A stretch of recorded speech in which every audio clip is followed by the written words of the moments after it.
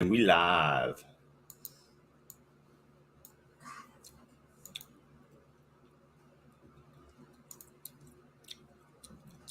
Let's see if we can find it. Spiritual Saturday Night Tarot Readings with Kaylin. Oh my gosh, I wasn't sleep like that today. Clearly, I didn't get enough sleep last night. Nah. Here we go. Check this out.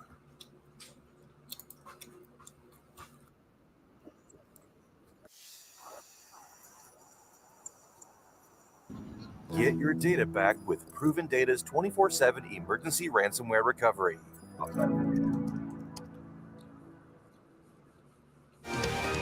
The industrial-grade products you need. Grainger, for the ones who get it done. Video that we've seen, and that those individuals obviously were potentially in harm's way as well, but not as much, obviously, as the Secret Service agents who rushed to surround the former president and make sure that if there were any other shots that were fired, that it would hit those Secret Service agents and not Trump. All right, Tom, thanks for that update. When you were able to show us those images you mentioned earlier, just let us know and we'll go back to you. But I want to go to Milwaukee right now, where they are preparing for the Republican National Convention this coming week. Vaughn Hilliard is there. And Vaughn, I understand we're getting some word from the RNC about going forward. Inches, bro. Right, Lester. A great many of the delegates are already here in Milwaukee. Of course, the expectation was that elected officials, of course, the former president and presumptive Republican nominee himself would be making their way to town here in Milwaukee for the week-long convention. The new statement here from the RNC, I want to read it directly to you. Quote, as was communicated earlier this evening, President Trump is doing well and grateful to law enforcement and first responders for their fast action. President Trump looks forward to joining you all in Milwaukee as we proceed with our convention to nominate to serve as the 47th president of the United States. As our party's nominee, President Trump will continue to share his vision to make America great again. Sincerely, Donald J. Trump for President 2024. Senior advisors Susie Wiles and Chris LaCivita. Lester, I just talked to two of the delegates here at the convention that are already in town. Reince Priebus, who folks will recall was the former RNC chairman. He is playing host here in his hometown of Milwaukee for this convention. There is a reception this evening for the delegates, the thousands of delegates coming here to Wisconsin. That reception this evening has been canceled. There are formal meetings for the Republican convention ahead of the formal festivities during the week. Those are still on tap to take place tomorrow before Monday night's primetime addresses begin. Of course, Donald Trump himself is slated to take the stage here at this arena on Thursday night. His vice presidential running mate is slated to take the stage on Wednesday night. Of course, we do not know who this individual is at that time. One of the delegates I talked to here this evening, Lester, told me that he expects the energy to only increase with today's events in the apparent assassination attempt of the presumptive Republican nominee with less than 120 days until the general election. That delegate suggesting to me that the TV ratings for that Thursday night primetime speech that will happen 10, 11 p.m. Eastern time. Come on, let's go, motherfucker. This Republican Party, Lester, Donald Trump was somebody who ran through the Republican primary process and handily won to get to this point here. He has had these rallies around the country 9 years running now. And here today in Pennsylvania, less than 48 hours before we expected him to arrive alongside his wife Melania and his sons Eric and Don Jr., as well as a daughter Ivanka, and expected Barron as well. Before the family were to arrive here less than 48 hours, this convention will move forward, we're told, though, in its anticipated events as they were previously planned. Lester. All right, Vaughn, thanks very much. I want to continue that part of the conversation with Kristen Welker, moderator of Meet the Press. She's in Washington. Kristen, you've got thousands of delegates, as Vaughn mentioned, heading to the RNC the next 24 hours. It's obviously going to be a massive security operation, and as someone had pointed out, it's going to be of an intense interest. And they talk about his son. Well, Lester, you're absolutely right about that. And look, security had been front and center prior to this shooting at the Trump rally in Pennsylvania. And so now undoubtedly they will reassess. We would not be surprised to learn that they will bolster security in various areas. But again, you are talking about thousands of people descending upon Milwaukee, not just Republicans, Democrats as well, to deliver the counterpoint to the speeches that we're all going to be tracking every night. And then, of course, the media, the journalists will be there. So this will be a city that will be bustling, that will be brimming. So undoubtedly, the security, again, Lester, is going to just be critical. We have talked so much about perimeters this evening. We know that both the Republican National Convention as well as the Democratic National Convention, which gets underway in August, that the planners for those events have spent a lot of time focused on the perimeters, making sure that they are as strong, as secure as possible, that it is as difficult as possible to access the area where the speakers will be, where the delegates will be. And so, again, Lester, this is a moment for a reset. Undoubtedly, when those who are planning the Republican National Convention, the security detail for that event will take a step back and reassess everything that they have just planned. Lester, all of this comes as we're getting a statement from the Attorney General, Merrick Garland, about the shooting tonight. The first time we are hearing from him, he says, I have been briefed on the shooting at former President Trump's rally and have briefed the president. The FBI, ATF, U.S. Attorney's Office for the Western District of Pennsylvania, and the Department's National Security Division are currently working with the Secret Service as well as state and local law enforcement partners on the ground in Butler, Pennsylvania. My heart is with the former president, those injured, and the family of the spectator killed in this horrific attack. We will not tolerate violence of any kind, and violence like this is an attack on our democracy. The Justice Department will bring every available resource to bear to this investigation. So there again, you have the Attorney General echoing what we have heard from President Biden, from members of his cabinet, from the Vice President, who has also put out a statement this evening to condemn the violence, condemning this violence in the strongest terms possible. We have, of course, Vaughn was just talking about the fact that this day started with journalists, people who are interested in politics, wondering if this would be the day that former President Trump would announce his pick for the VP nomination. And of course, this was not the day. This turned into a very different day. But all of those who are a part of that process have weighed in as well to condemn this violence in the strongest terms possible. And again, Lester, this is one of those moments where, to some extent, for a brief moment, the politics gets put aside. President Biden halting his campaign ads. The Trump campaign went into a virtual lockdown until former President Trump put that statement out. But again, everyone still responding and reacting to the horrific events that unfolded in Pennsylvania. Some things are bigger than politics, and certainly the life and death nature of what we have witnessed today.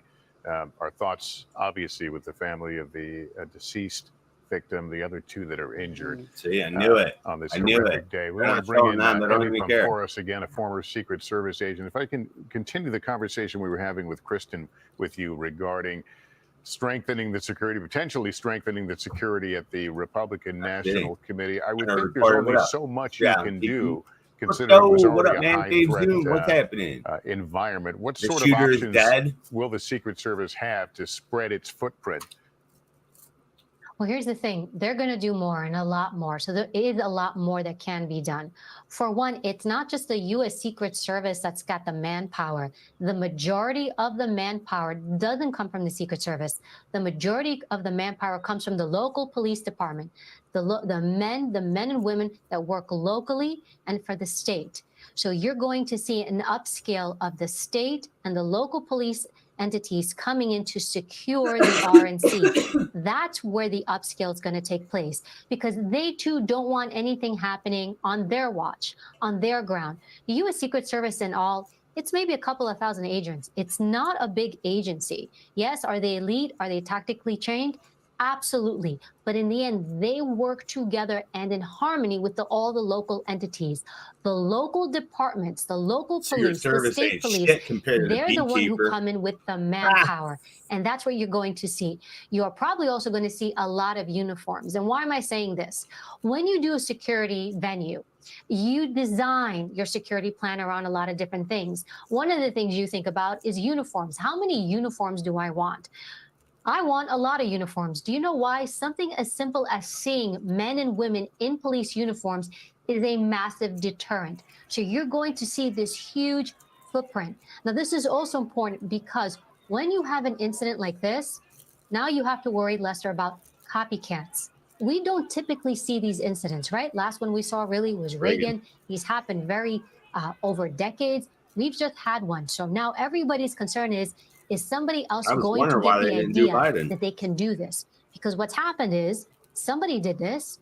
Another person who has an unhealthy or special interest in one of these protectees is going to say, huh, this guy did it, or gal, we don't know. I think I can do it too. And so now we have to worry about copycats, other people who are going to think that they can do this. So you've got this concern. Now, going back to the investigative arm of it, you're going to look at I knew the FBI people is had really to going have to be the gotten investigative entity here, upscale of the state and the local police entities coming in to secure the RNC. That's where the upscale is going to take place because they too don't want anything happening on their watch, on their ground. The U.S. Secret Service and all, it's maybe a couple of thousand agents. It's not a big agency. Yes, are they elite? Are they tactically trained? Absolutely. But in the end, they work together and in harmony with all the local entities, the local departments, the local police, the state police. They're the one who come in with the manpower. And that's what you're going to see. You're probably also going to see a lot of uniforms. And why am I saying this? When you do a security venue, you design your security plan around a lot of different things. One of the things you think about is uniforms. How many uniforms do I want? I want a lot of uniforms. Do you know why? Something as simple as seeing men and women in police uniforms is a massive deterrent. So you're going to see this huge footprint. Now, this is also important because when you have an incident like this, now you have to worry, Lester, about copycats. We don't typically see these incidents, right? Last one we saw really was Reagan. These happened very over decades. We've just had one. So now everybody's concern is somebody else going to get the idea that they can do this? Because what's happened is somebody did this. Another person who has an unhealthy or special interest in one of these protectees is going to say, huh, this guy did it, or gal, we don't know. I think I can do it too. And so now we have to worry about copycats, other people who are going to think that they can do this. So you've got this concern. Now, going back to the investigative arm of it, they could be hit too. You're going to look at, well, the FBI is really going to be the investigative entity here. And this is why some people would presume the Secret Service would be. They are not. By design, FBI comes in. This is kind of a checks and balances system because let's say, and we're not saying any of this is true, but the Secret Service can't investigate itself. The FBI is going to look at how did this happen? Wow, dude. Did all the security measures go into place correctly? If there was a special interest, if there were people of interest that the Secret Service was looking at, did they vet all these people correctly? So you want an outside entity like the FBI to come in to do this investigation. It's a checks and balances system. Now, also in the Secret Service, there's a protective intelligence arm. What does that mean? These are the men and women that look at the threats that come in. As you can imagine, protectees, presidents, former presidents, all sorts of folks. There are a lot of threats that come in. And one of the issues is, what should we pay attention to and what is nothing? And it can be a really difficult thing to determine. What do I follow up on? What do I think is minimal or not as important? So they're going to go back and they're going to look. This individual, were they of any interest? Were there any indicators of this specific person? Had they made any comments, posts? What was going on? And had they ever come into the radar or realm of the U.S. Secret Service or any other local police entity? And if so, what happened? Did they interview this person? Did they decide that the person was not of any interest? That's going to come into play. And even when it comes to protective That's intelligence, the guy with the blood they that was all over classify him. people. Now, I can't get into the nuances for, classified reasons, But there's a way to classify folks, whether somebody is considered a really high threat. You know what? This person is super dangerous. We have to be careful. We want police involved. Maybe if there's a mental health issue, because it does happen. A lot of the threats that do come in tend to be tied to mental health issues, unusual, unhealthy interests in the people that the Secret Service protects. Evie, let me ask you, how big a chill do you think this has cast over people who do what you do, people who, work in the Secret Service and run these security operations, to see one of their protectees being taken to a vehicle bloodied? How does that affect the people that do this? It's a big deal. It's a massive big deal. I mean, as I'm sitting here, I've been on standby with you guys. My phone's blowing up. All the former agents or people I know, can you believe this happened? Can you believe this? This is not a small thing.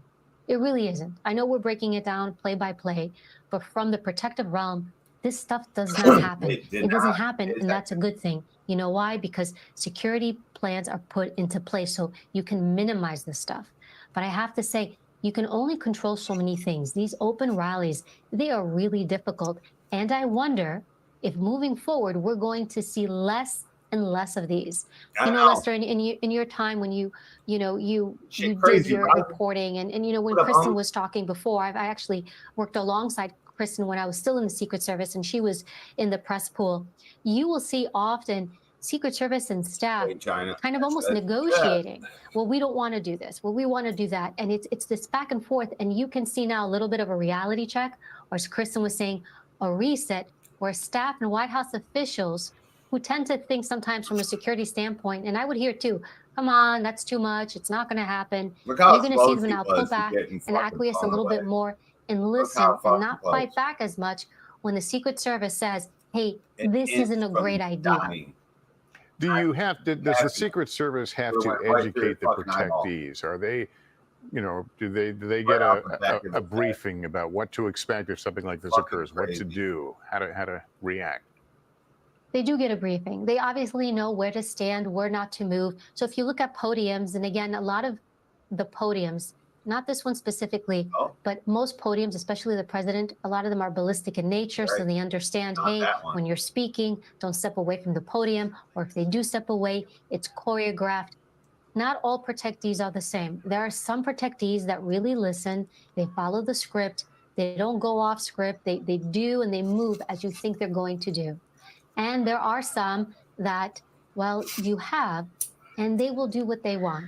Now, you have to manage both, but when you do have, I don't want to say that they're wild cards, but when you have that protectee who decides, I'm going to stay on this rope line a little longer, or I'm going to make a beeline and go shake these people's hands, or I'm going to walk away and do this, does that kind of make the hair stand in the back of your neck? It absolutely does. It causes issues. And of course, we know that within the next few days, there will be a vice presidential running mate selected by Mr. Trump, and that will be one more candidate you'll have to protect. It is another candidate. As you know, as the people get added on, it's more, I don't want to say stress, but it's more resources that the U.S. Secret Service has to divvy out. And look, right now, it's all hands on deck. Anytime it's a campaign year, it's all hands on deck. And a lot of people don't know this, Lester. U.S. Secret Service, they have an investigative arm. They're actual criminal investigators. They work criminal investigations, fraud, counterfeit money, all sorts of things. Actually, they were created April 14th, 1865. President Lincoln was the one who created the U.S. Secret Service. And their mission was to combat counterfeit currency. It wasn't protection. Protection came later, many years later, because there were so many different assassinations and assassination attempts made on presidents or presidential candidates that the government stepped in and said, U.S. Secret Service, will you now do protection? So during campaign years, all the criminal investigations stop, all these other things stop because the manpower goes to protection. And look, the world is watching. Right now, we're sharing this. Everybody's watching. The world is watching. America is and one of the things is, this is truly a symbolic thing. You know, often people would say to me, how could you take a bullet for this person or that person? They would see it on a very individual or personal level. You don't take a bullet for the person. It's something bigger. It's symbolic. What does it mean symbolically to the world, not just to the American people, when somebody can cause harm to one of the most powerful world leaders? It sends a message. And it's also the image of the U.S. It can either strengthen us or weaken us. And perception is those guys totally when did it not comes do to their politics job. and how the world sees us. I mean, well, it is what the fuck were they an doing? important calling, and we've certainly seen it in action tonight. We appreciate you breaking it down as we come to understand what goes on behind these pictures and how it all played out What were tonight those people in doing? Pennsylvania. Abby, thank you. We'll hopefully be able to come back to you here shortly. It's sniper people. We are, our viewers just joining us, we are on the air with rolling breaking coverage. We've been covering the shooting at Donald Trump's Pennsylvania rally this evening. The former president has been injured in what appears to be an apparent assassination attempt. The Secret Service says the president is safe. Tonight, Donald Trump posted on Truth Social that he was, in fact, hit with a bullet that pierced the upper part of his right ear. He said that he felt it ripping through his skin. What I want to do again here is pause. We're going to roll the video of what happened just shortly after 6 p.m. here on the East Coast while Mr. Trump was speaking. And listen carefully, you'll hear the sound of the gunshots and what appears to be the moments right after that until he is rushed into his car. Here it is. A little bit old, that chart. That chart's a couple of months old. And if you want to really see something that said, take a look at what happened. Yeah, I know that's just far. Right. You heard that echo, right? That's far. You're hearing the actual gunshot. Well, considering he was literally facing that way. They're screaming. They got shot. Move to spare. Hold. When you're ready. On you. Ready. Okay, let me do this without talking. Move. Go. Hawkeye's here. Move to spare. Get ready. You ready? We are, our viewers just joining us, we are on the air with rolling breaking shots of what appears to be the moments right after that until he is rushed into his car. Here it is. A little bit old, that chart. That chart's a couple of months old. And if you want to really see something that said, take a look at what happened.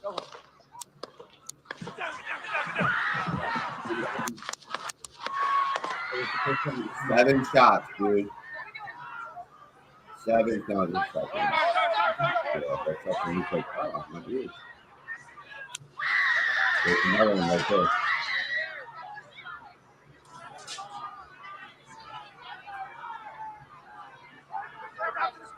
Move to spare. Hold. When you're ready. On you. Ready. Move. Move. Go. Hawkeye's here. Nobody moves. Like, you're surprised they didn't move. On you go. We're supposed to move. That's training. Well, Trump's still down. I'm talking about people in the background. Oh, that's what I'm saying. None of them fucking move. Normally, crowds disperse. Exactly. Oh, we're being shot at. You know, like not one move.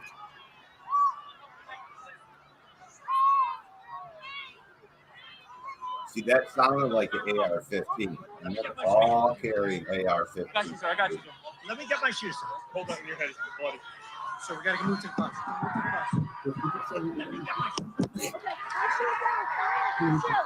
What's up? Cover your hair. Cover your head, man. Well, they're probably trying to make sure he doesn't get a fucking headshot again. He's just trying to get out there with it. So right behind him is Tyrell. People are getting shot up. 2 people down on the ground. That's it.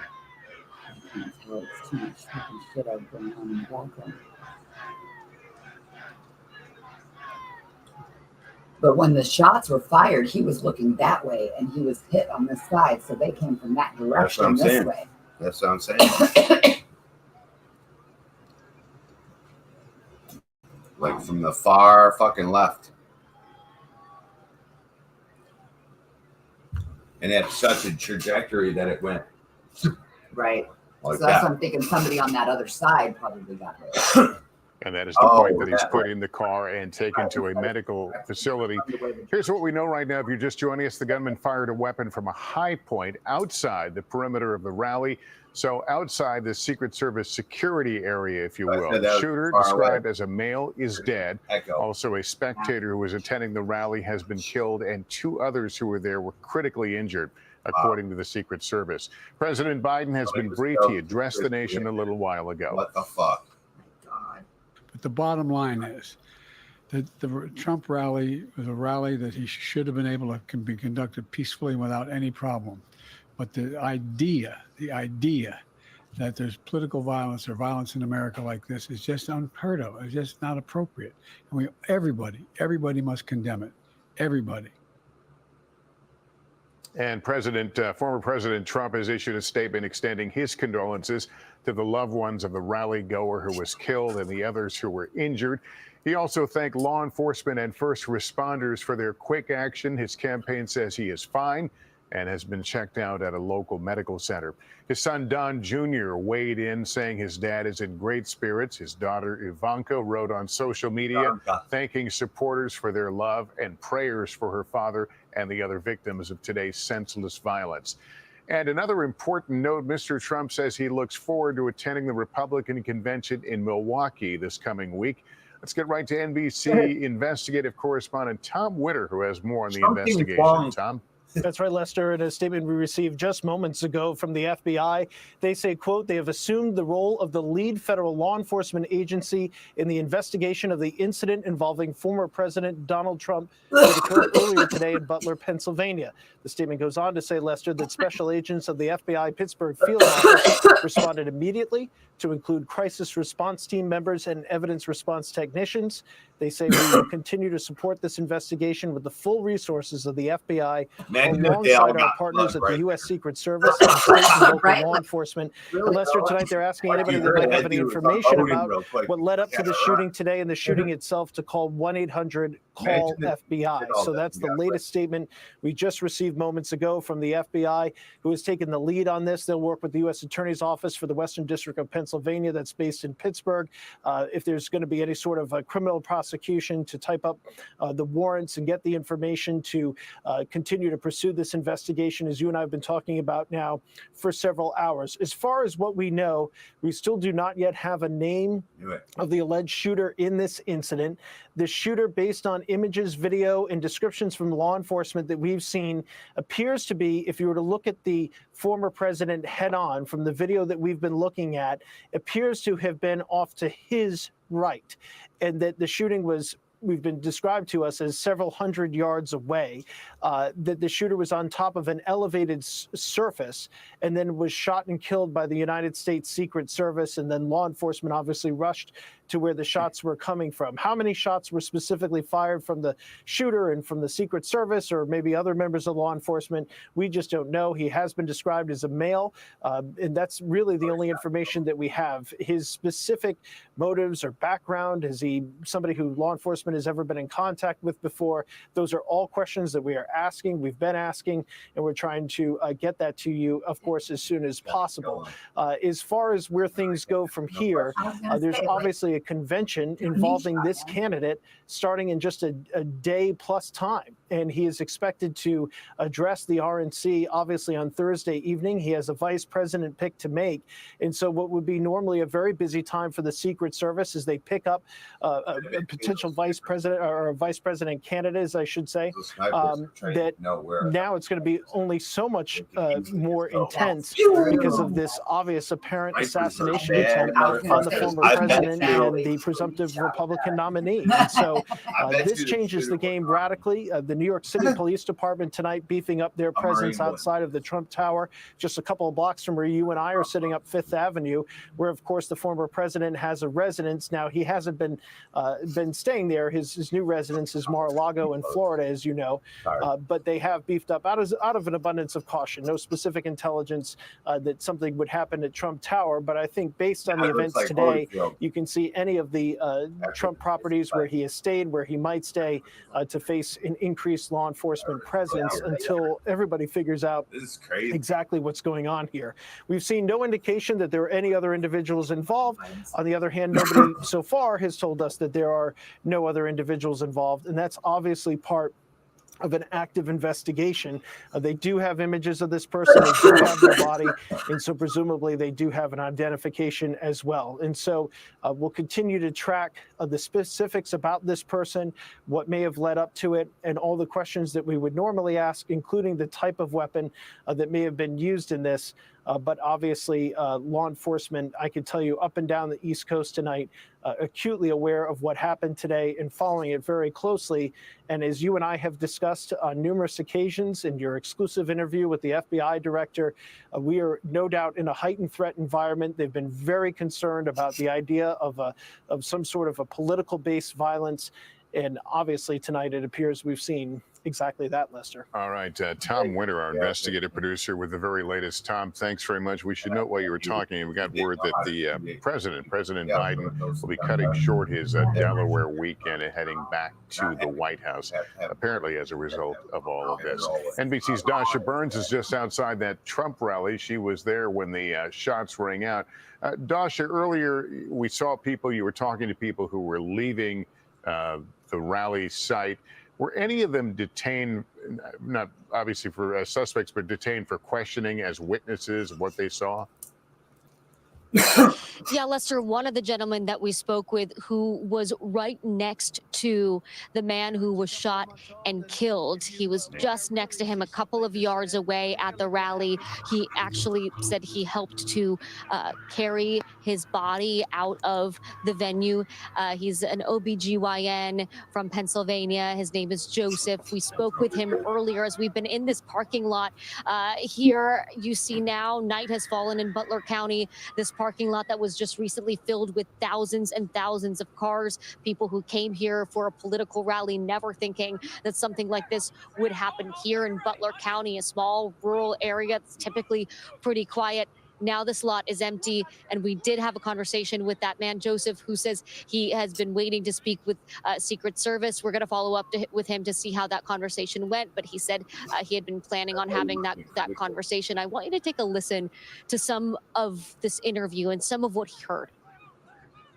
That is where I ran into a man named Joseph, and I want to introduce him to you now. And as we just learned, Joseph, you weren't listening to the program here, but Lester Holt, NBC News, just reporting that one of the attendees has deceased, has died from injuries as a result of the shooting. Joseph, you told me off camera that you may have witnessed this. I'm so sorry to be talking to you in this tragic moment, but can you describe what it is that you saw?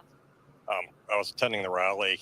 I was in the set of bleachers, the very far left of the podium where President Trump was speaking.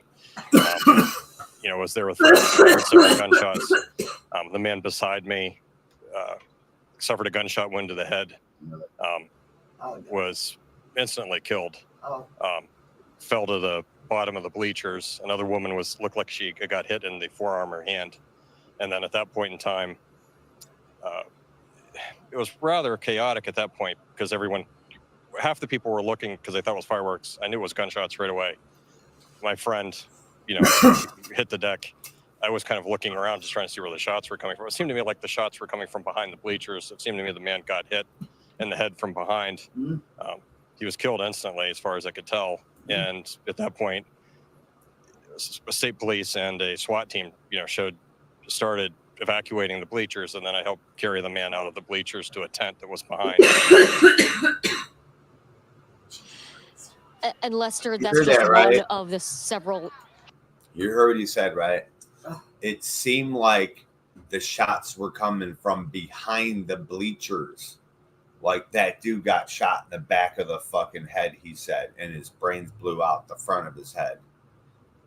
Now, the only possible way that could happen from a front-facing shooter is if the dude ducked and turned and then got hit, and that dude just didn't really realize it. Because if it came from the back of the bleachers, I could see that. I could see that, possibly. But maybe the gunshots were way far away. Like, I'm military, dude. I've fucking fired so many fucking guns, dude. It's so many distances, and you can hear them, you know, from far away. And all you military people know what I'm talking about. That shit was not right there. That was so far away. It was echoing off everything that was there. You couldn't even hear the gunshot. It was a tit, tit, tit, and then a crack, crack, crack, crack. You know what I mean? You guys know what I'm talking about.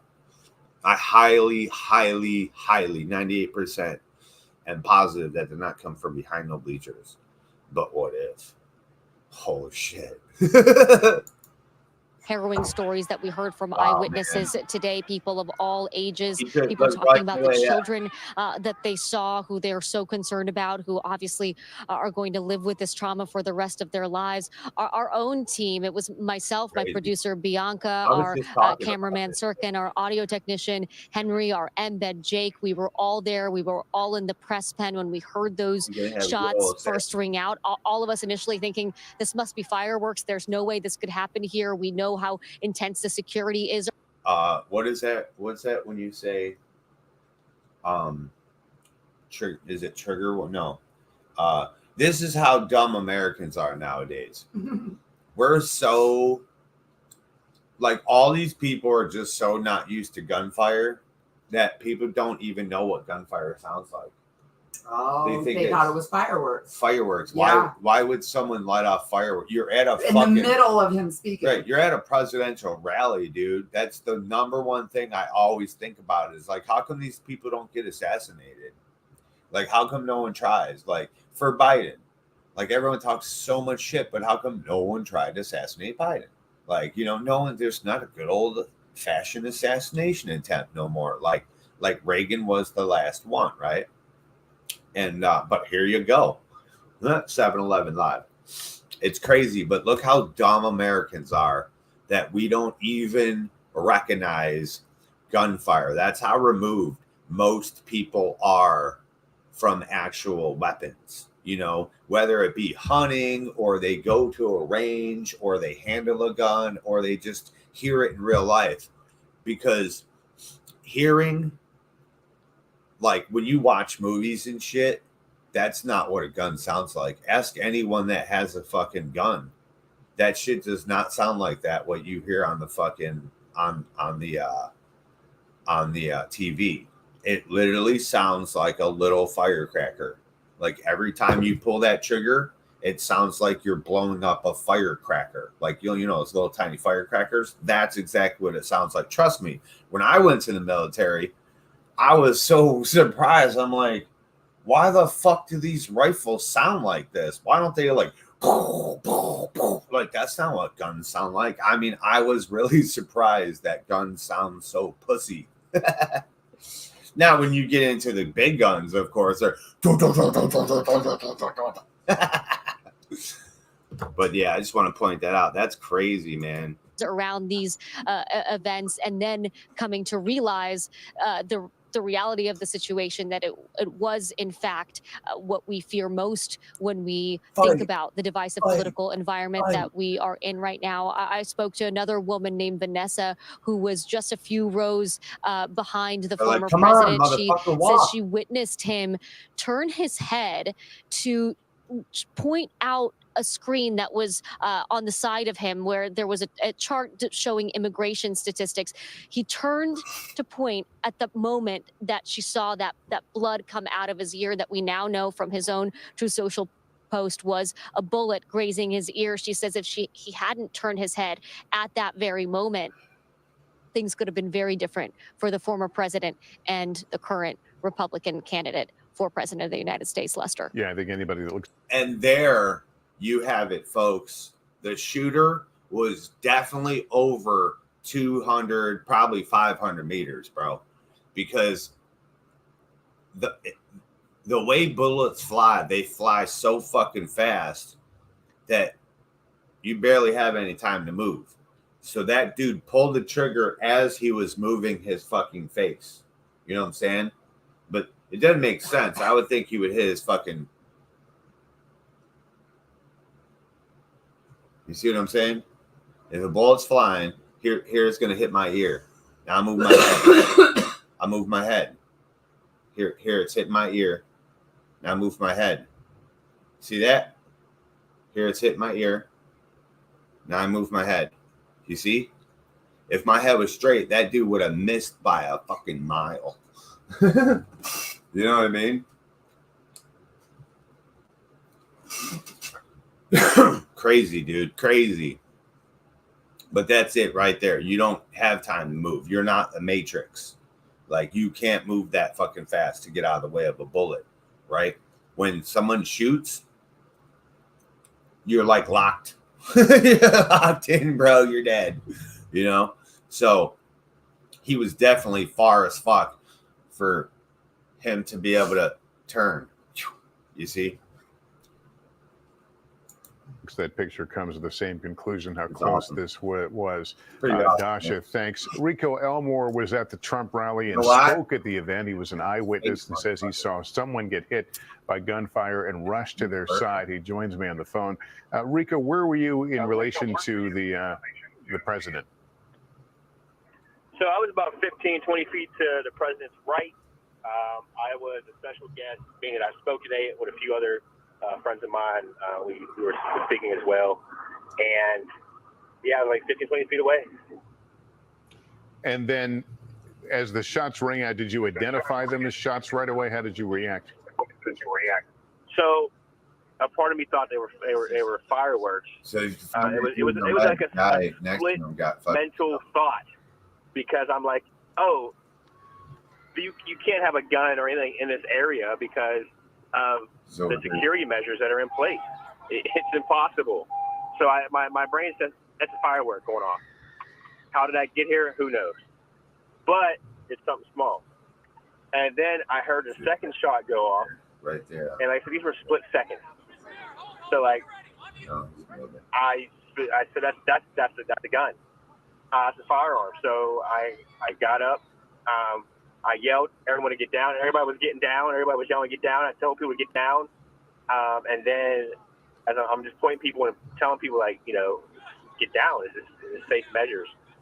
And people were listening. And then I seen they had yelled for the medic. And there was an individual who was hit in the head. And there was no medical personnel in the area.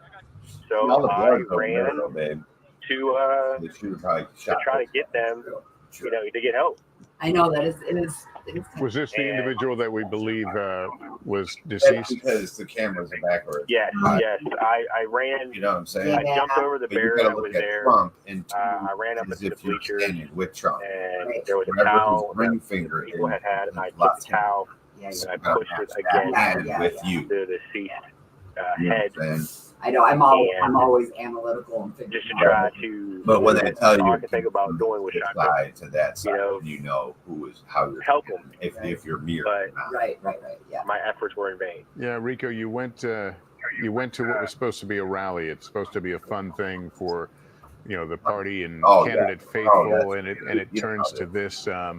These things sometimes take a long time to sink in, to know how close you were to danger. Have you seen any of the video or just So here's Biden in the basement. My thoughts are for the family. The guy's got my thoughts are for the ones that were lost tonight. And he's like, take the an act that was senseless and cowardice, all because of a feeling that one would have against an individual. So like, no one had to lose their lives. You have the freedom of speech. You have the freedom to assemble. You have the freedom. You can go protest the fact that President Trump was there. Okay, that's fine. But you know how it goes. It's like that's kill and then shoot into a crowd of as the shooter thousands of people. So Biden switches to his guy. I can't fathom the that. Sniper team on the fucking. But my heart goes out to service. He goes, "All right, we failed. You got to kill him." When did you realize the former president had been shot?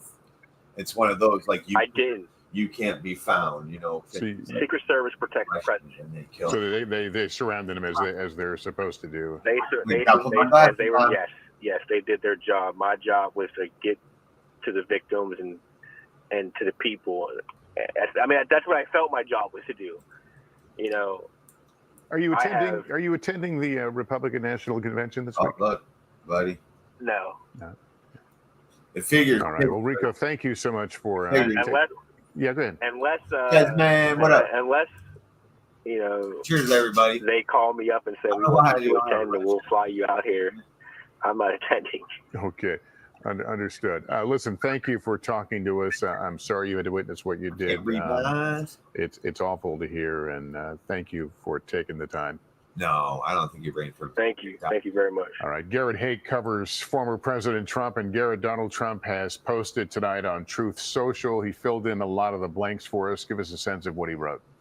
That's right, Lester. While Donald Trump's campaign has been all but silent tonight, the candidate himself has been speaking out on Truth Social, in which he describes the incident from his perspective, talking about being up on stage and saying that he was shot with a bullet that pierced the upper part of his right ear.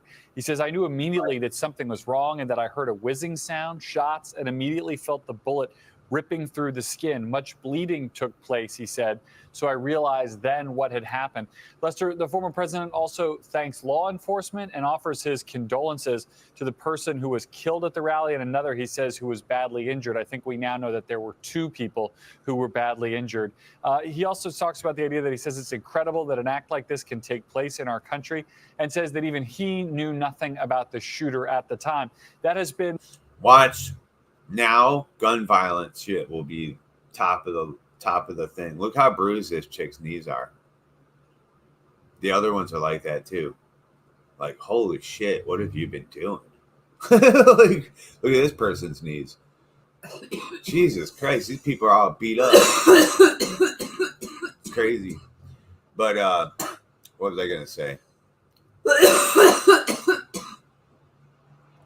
I forgot. President's blood is little. That chick was sucking crank. Sucking conch. That's how she got her position. Kidding me? I forgot what I was gonna say now. Shit. The only communication we have the knees. I'm like, look, the knees are here. Gotten from. Oh, that's what I was saying. If you've never been shot at, dude, when you hear the bullets, fucking, you can literally feel the air flying by you, bro, and you can hear the bullet flying past you, bro. If you've never been in that situation, it is fucking, that's kind of terrifying, bro, to know that that thing could kill you or at least pierce your fucking flesh. It's kind of scary, dude.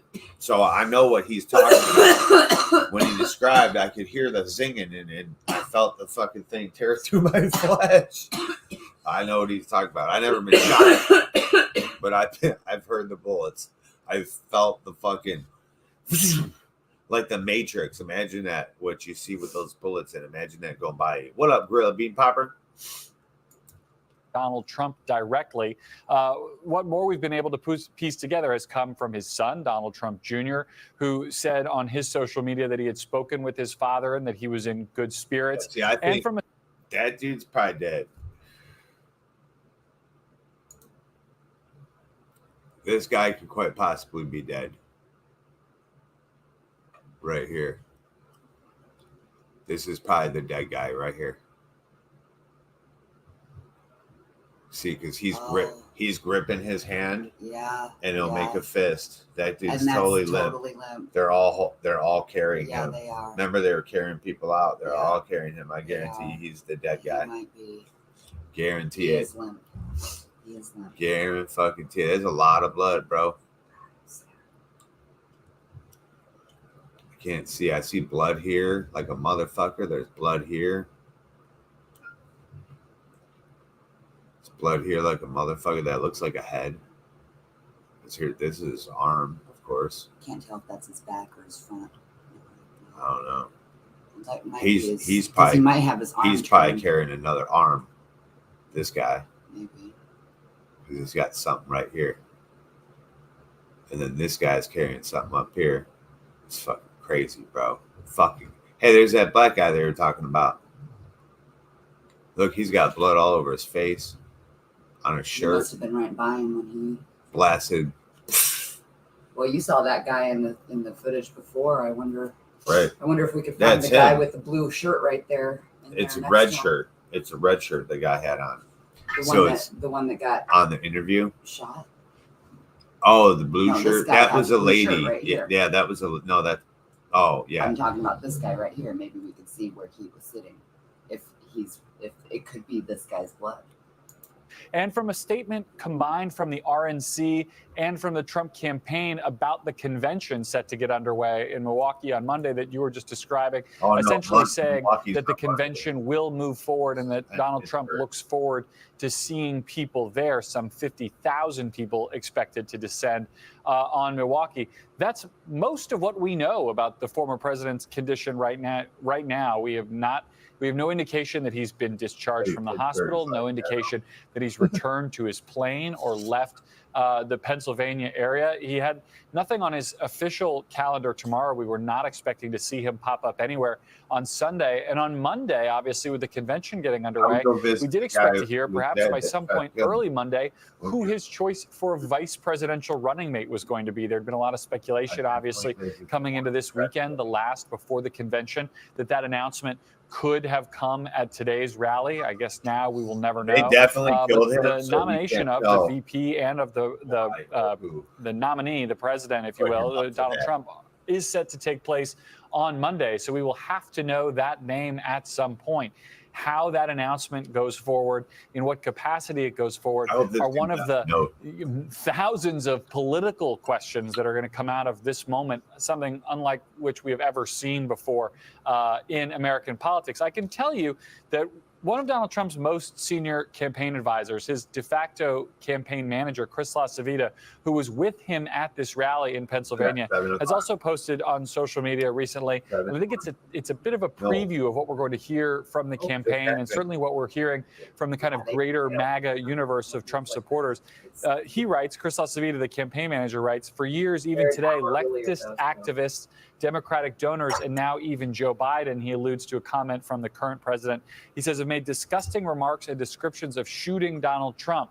It's high time they be held accountable for it. The best way is through the ballot box. So at least the campaign manager, and Lester, I suspect the greater campaign apparatus and Republican Party, I think we're going to take this moment to turn the language that we've been using collectively about this campaign, the stakes of it, on its head, and try to use it as a way to say both the temperature has to come down, and that somehow, as LaCivita says, those on the left should be punished electorally for what happened to Donald Trump today. There's the guy. Garrett, does the former president typically go home, or does he sleep on the road when he's on these campaign trips?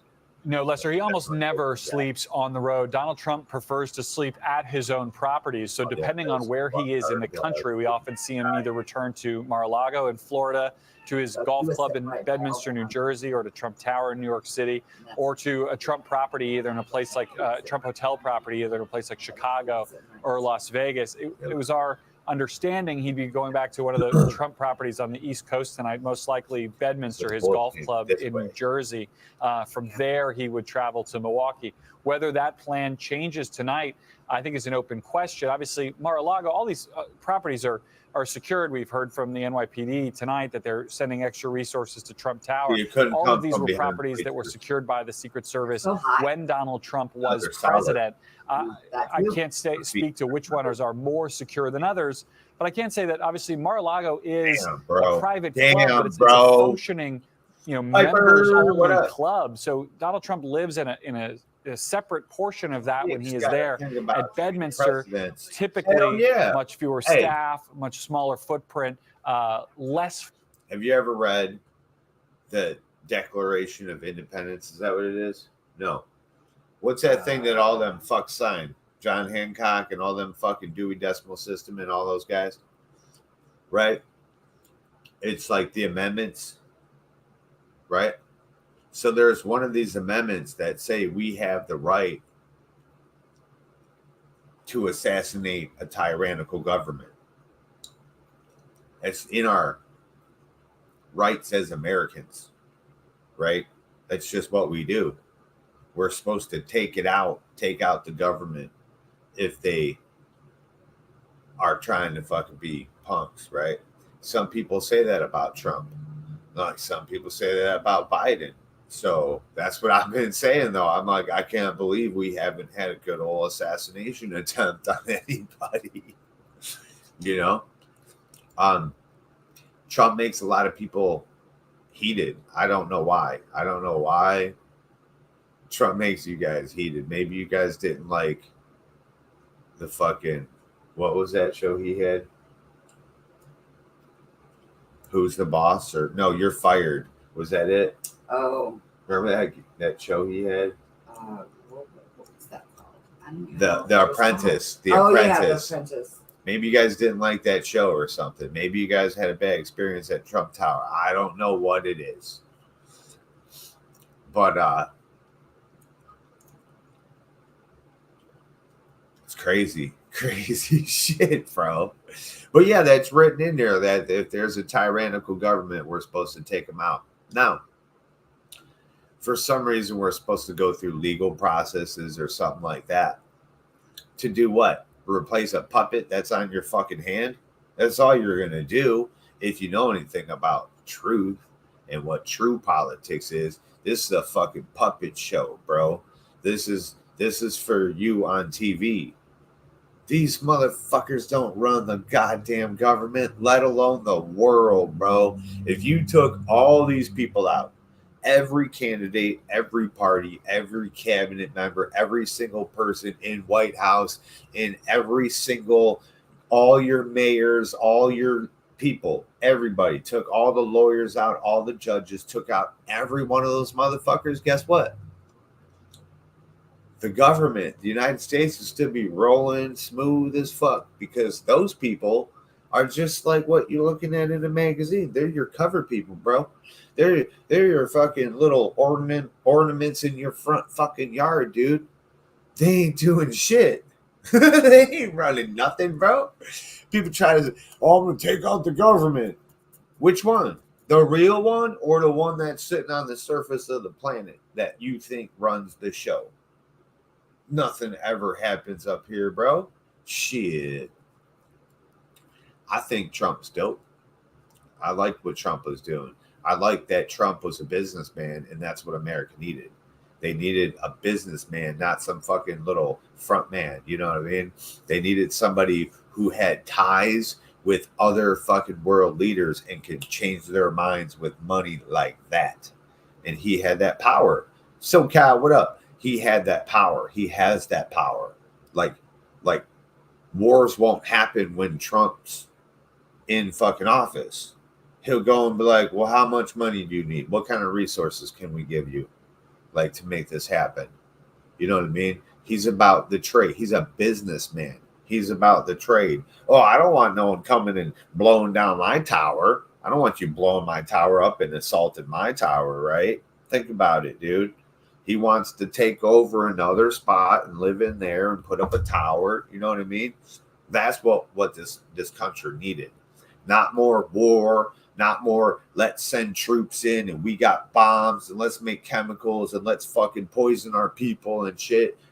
Fuck all that, dude. Anybody talking against all that, I roll with. Hell yeah. I ain't trying to go to war. You know, we don't never there's not a need for troops. You understand that, right? We can win wars without ever sending any person on the fucking ground, ever. Breaks my heart, man.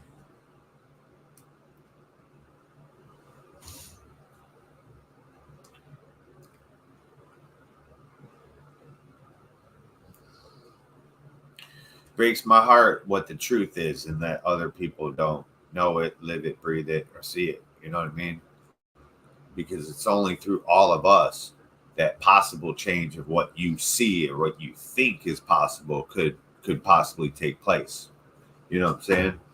The shadow government ain't never going to be tannered or touched, because the Anunnaki have always been in charge. They run this bitch. Oh, really?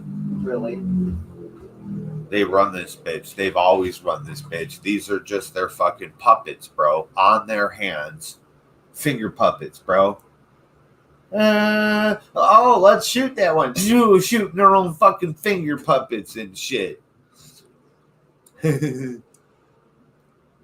My AC doesn't work, so I could honestly care less about all this BS. I still have bills to pay. Fuck yeah, man. Anyways, cheers from Smoke Weed Every Day. Smoke weed every day. Trump 2024, man.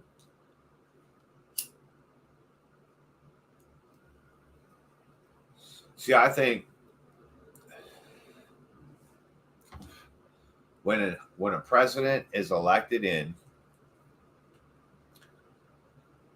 my belief is that they should get their 4 years to try to do the best that they can do. One president shouldn't fucking bash the other president. They should all be working together. Like Democratic Republic, like what the fuck is this bullshit? Like, remember the Pledge of Allegiance? One republic under God. What happened to the republic? What the fuck happened to the republic, bro? This is not a fucking republic anymore.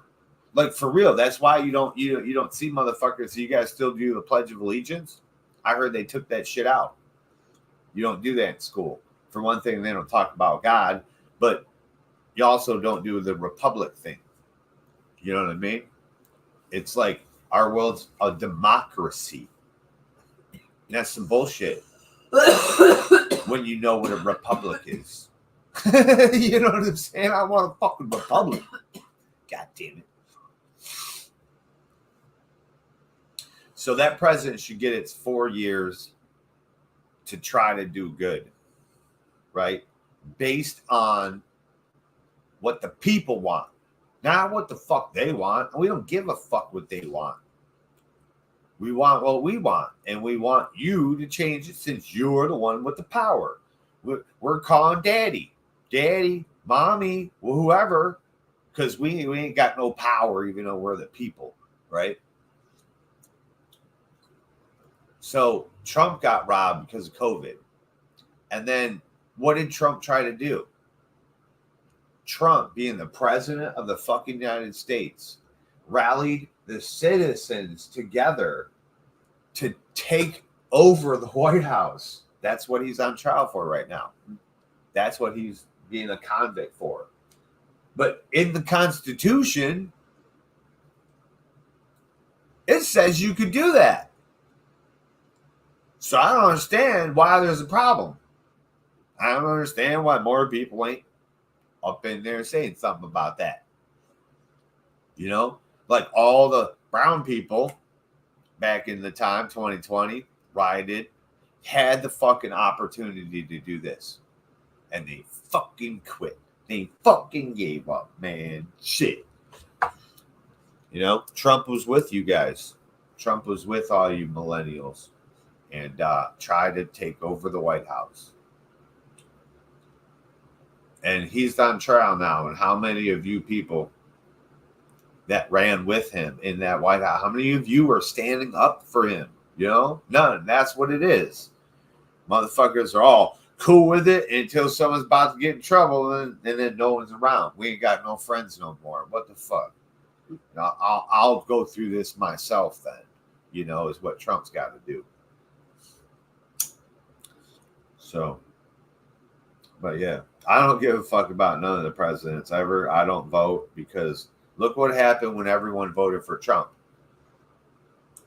They all got thrown away and Biden won. Fuck that. Hell no, bro. Like, if I voted and was part of that, I would probably be voicing my opinion real fucking hardcore, bro. Real hardcore. But see, that's why I don't vote, because it's all rigged. It's all staged. It's all bullshit. You know what I'm saying? When people tear these videos apart, watch. They're going to do it.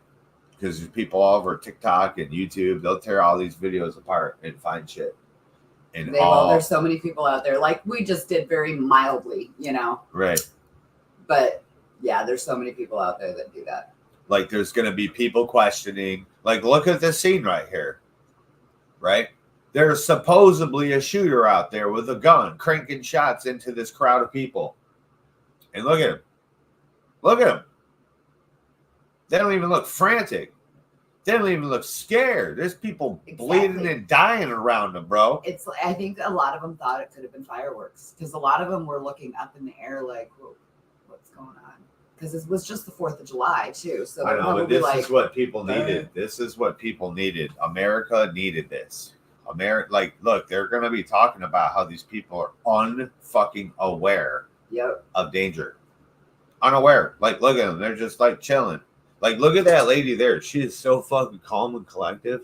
And then the other people sat there. They were laying on the bleachers. Why were they laying on the bleachers? Like husbands not protecting their wives. They were on. Weird things it was weird, dude. Weird. This shit. Folks around. Watch. I would be speculating, but I can imagine that's all they want did. to be at one of these smaller, more easily protected locations here tonight. Maybe less likely to go back to a place like Mar-a-Lago, where other folks are likely to be there tonight. Yeah. All right, Garrett Haake, we appreciate it. Thanks very much. Our senior White House correspondent Kelly O'Donnell joined us. Look at that guy in the middle. President Biden is on the old Marine. You know he is. He's like. It is unusual to see the president traveling very late at night, but these circumstances have warranted that in his judgment. He will be leaving his Rehoboth Beach, Delaware residence and traveling back to the White House tonight. We expect that he will arrive here in Washington after midnight, returning to the White House sometime around 12:30 in the morning. This is a change in his schedule. It is absolutely as a result of the incident today. We heard from the president publicly in 2 forms already tonight. First, a written statement, and then as you were in the chair earlier when he spoke to the small group of reporters with him in Delaware, known as the Traveling Press Pool, and he addressed the concerns about this incident and said that he was trying to reach former President Trump to speak to him directly and personally by phone. They had not done so at that point. He described how he has been briefed by the head of the Secret Service, his Secretary of Homeland Security, and also other officials, including his Homeland Security advisor within the White House, who would be steeped in the knowledge of any potential threats. The president saying that he, of course, wants everyone across the political spectrum throughout the country to stand against acts of political violence, saying it cannot happen in America, should not happen. All I know is this 10 years ago, I feel like people would have been running. No, this is a perfect example of white suburbia, like suburbia America. Not really white America, but white, suburbia America, where when you go in the hood, when you go in the hood, what do you mean they miss? Fuck, right? Told you. So full of when you go in the hood and people crack off 7 shots, everyone runs. And I mean, motherfucking people run, bro. We don't give a fuck where it came from. We don't care nothing. We are running and hiding, bro, because, bullets are just flying. This is insanity. This is like a bunch of fucking like white and blue collar people. They ain't never been in someone shooting 7 fucking shots into a crowd, bro. This is crazy. I ain't never really witnessed anything like this. It is very happen in America. So with that as the backdrop, the president will be traveling back here tonight. We don't have specifics about how his schedule might change further. He certainly had plenty of events coming up in the days ahead. So that will be kind of a piece-by-piece moment as they assess the status of the investigation. I expect the president would want to have additional briefings, and by coming back to Washington, he could speak directly with some of the officials who are based here. Separately, I've been doing reporting that really began before this incident took place about changes coming at the Secret Service because of the Trump candidacy, going from former president who has a certain level of Secret Service detail to the status of being the presumptive nominee, about to be formally the nominee of the Republican Party, and the fact that they had made plans to increase the size of his protective detail and the teams around him because of the change in campaign pace and because of the necessities of travel. That certainly is borne out by these awful events today. In addition, 3 plane loads of chartered on a chartered aircraft. 3 planes carrying Secret Service personnel traveled yesterday from their various assignments to Milwaukee for a few purposes. Of course, all the related security for the convention and officials who are based here. Separately, I've been doing reporting that really began before this incident took place about changes coming at the Secret Service because of the Trump candidacy, going from former president who has a certain level of Secret Service detail to the status of being the presumptive nominee, about to be formally the nominee of the Republican Party, and the fact that they had made plans to increase the size of his protective detail and the teams around him because of the change in campaign pace and because of the necessities of travel.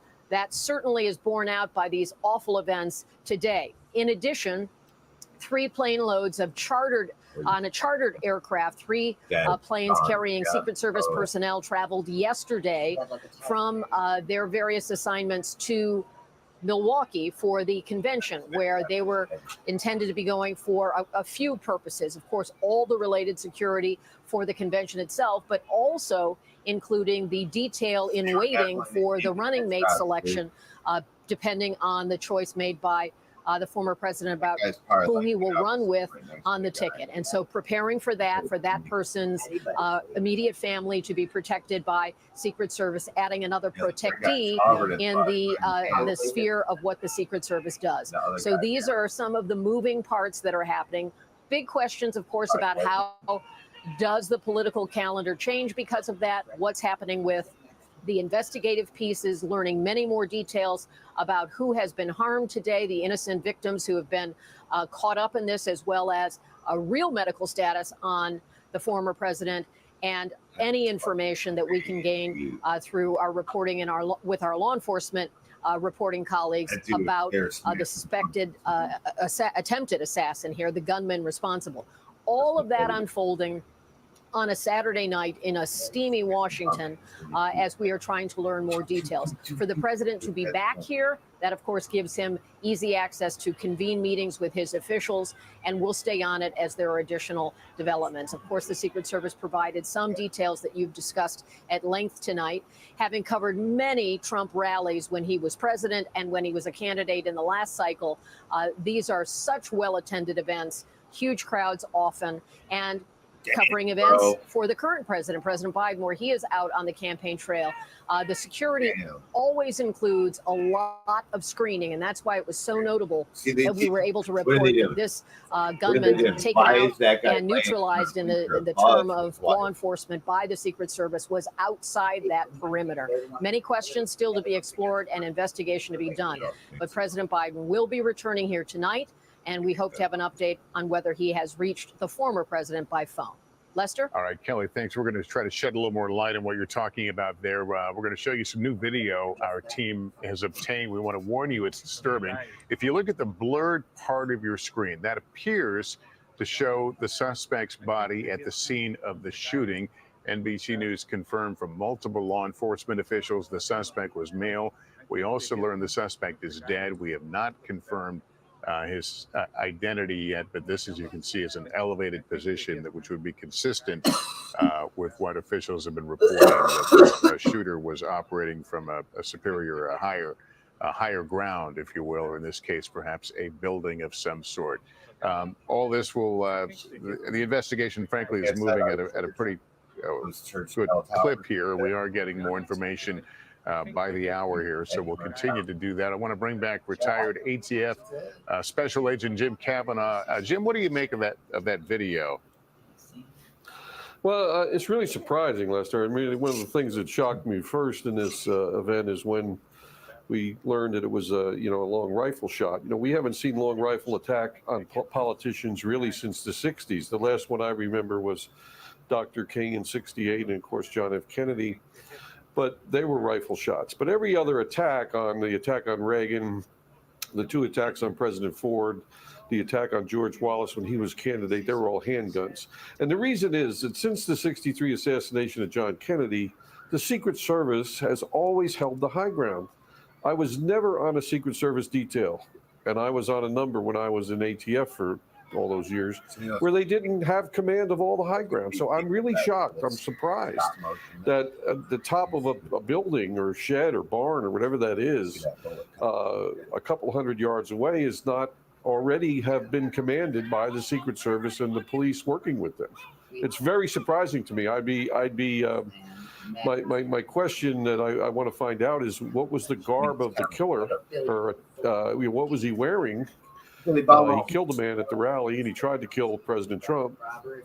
What was he wearing? Was he wearing a tactical outfit that maybe some of the law enforcement members mistook that he was supposed to be there, that he looked Jim, like an agent? When we played the tape, I have noticed, so you hear kind of a rapid gunfire that sounds in the background, and then there's a pause, and then we hear another shot and people scream. I presume that other shot is when they took down the shooter. I'm making a presumption here. But it too sounded in the background. Did you pick up on that as well?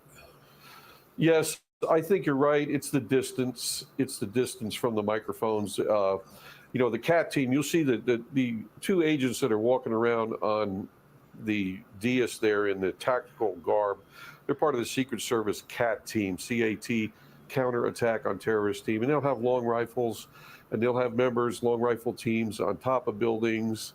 I think you showed pictures of them earlier just on some feed. The sniper type. And they'll have a scope, a bipod, binoculars, telescope. They're two-man teams, and they're watching, and they can take the long shot. And that was likely their response when they picked up a shooter. That's their training all the time. And, they're on the roof of the White House, and they're on all the high ground whenever a protectee is moving. And I think Evie mentioned it earlier, that sometimes if they don't have enough members of the team, especially in campaign years when there's a lot of candidates to state police SWAT, the major city SWAT team, local SWAT team, to get up there and do that. So I'm just really surprised that there was a building that someone could get on within rifle range of a protectee. That's one of the many areas that will certainly come to light, I guess, in the coming hours here. I want to go back to our senior White House correspondent, Kelly O'Donnell. Kelly, we've been talking about President Biden's statement earlier. You've got an update on kind of the training now, bro. In just the few moments that we have not been talking, Lester, we've now been advised that President Biden did reach former President Trump by phone. They have now had a conversation. President Biden earlier in the evening had said he had attempted to reach. Here's his first words. Why'd you try to shoot me, Joe? You missed, Joe. See you at the next rally, Joe. Him, likely during the time that the former president was undergoing whatever medical evaluation may be taking place. We now know from the White House they have spoken. And he has also spoken with the governor of Pennsylvania and an official from Butler County, which is the location where this incident took place. So the president working the phones to make contact with his predecessor, who is also his current rival, and to make that human connection while also reaching out to the local and state officials who are directly affected by this. We expect within a few minutes, President Biden will be departing from his home in Rehoboth Beach, Delaware, to begin making the trip back here to Washington. He had said he wanted to make that connection. He has now done so. And tomorrow we are told that he will also have, once back here at the White House, an updated briefing on all of the investigative pieces that between now and tomorrow, perhaps there'll be some of those blanks filled in as the president will want to talk to his top officials who are working to try to identify more details about what happened, who was involved, what motivations or warnings, if any, might have been detected in advance, and what the next steps will be. So the president on the move tonight, the former president, and he's speaking, and more briefings to come. That's the latest we have from here, Lester. All right, Kelly, thanks very much. David McCormick is the Republican nominee for a Senate seat in Pennsylvania. He was at the rally in the front row there. Sir, can you tell us how close you were to the president? Yeah. Good evening, Lester. I don't know, probably 20, 30 feet maybe. I was right to the right of President Trump in the first row there, and he came out and announced me and said, "Hey, why don't you come up on the stage?" And I started to get up and go on the stage, and then he said, no, I'll have you come up later. And then within a minute or two, the shooting started.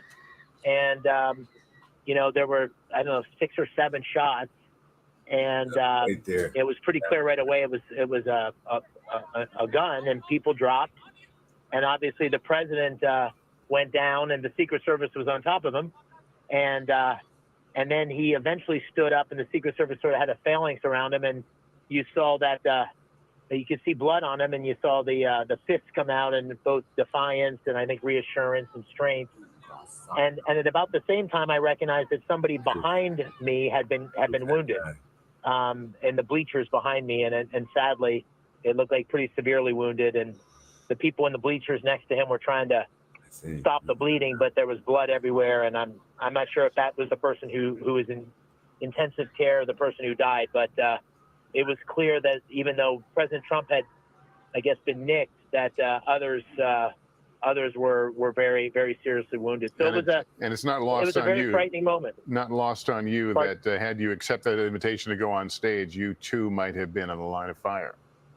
Yeah, no, it absolutely was, and it was obvious that there was an assassination attempt on the former president, and you know, a really scary moment. It was just like it was 15,000 people there, and this had only been my second Trump rally, but it was, you know, USA Today and lots of energy and lots of positive noise, and then all of a sudden just shattered with these rifle shots, and it was just sort of people were in disbelief. It was very chaotic and very confusing for quite some time. What were you hearing during all this? Our microphones were able to pick up a lot of it, but I'm curious from someone on the ground there as this is all happening. You heard the shots.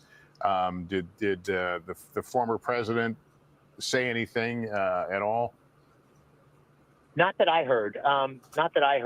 You know, it was all moving in such a fast pace, and you know, there was a young boy next to me, and his grandfather was a local sheriff, so the sheriff ran off to sort of deal with what was going on, and he was very frightened. So, you know, people were processing it.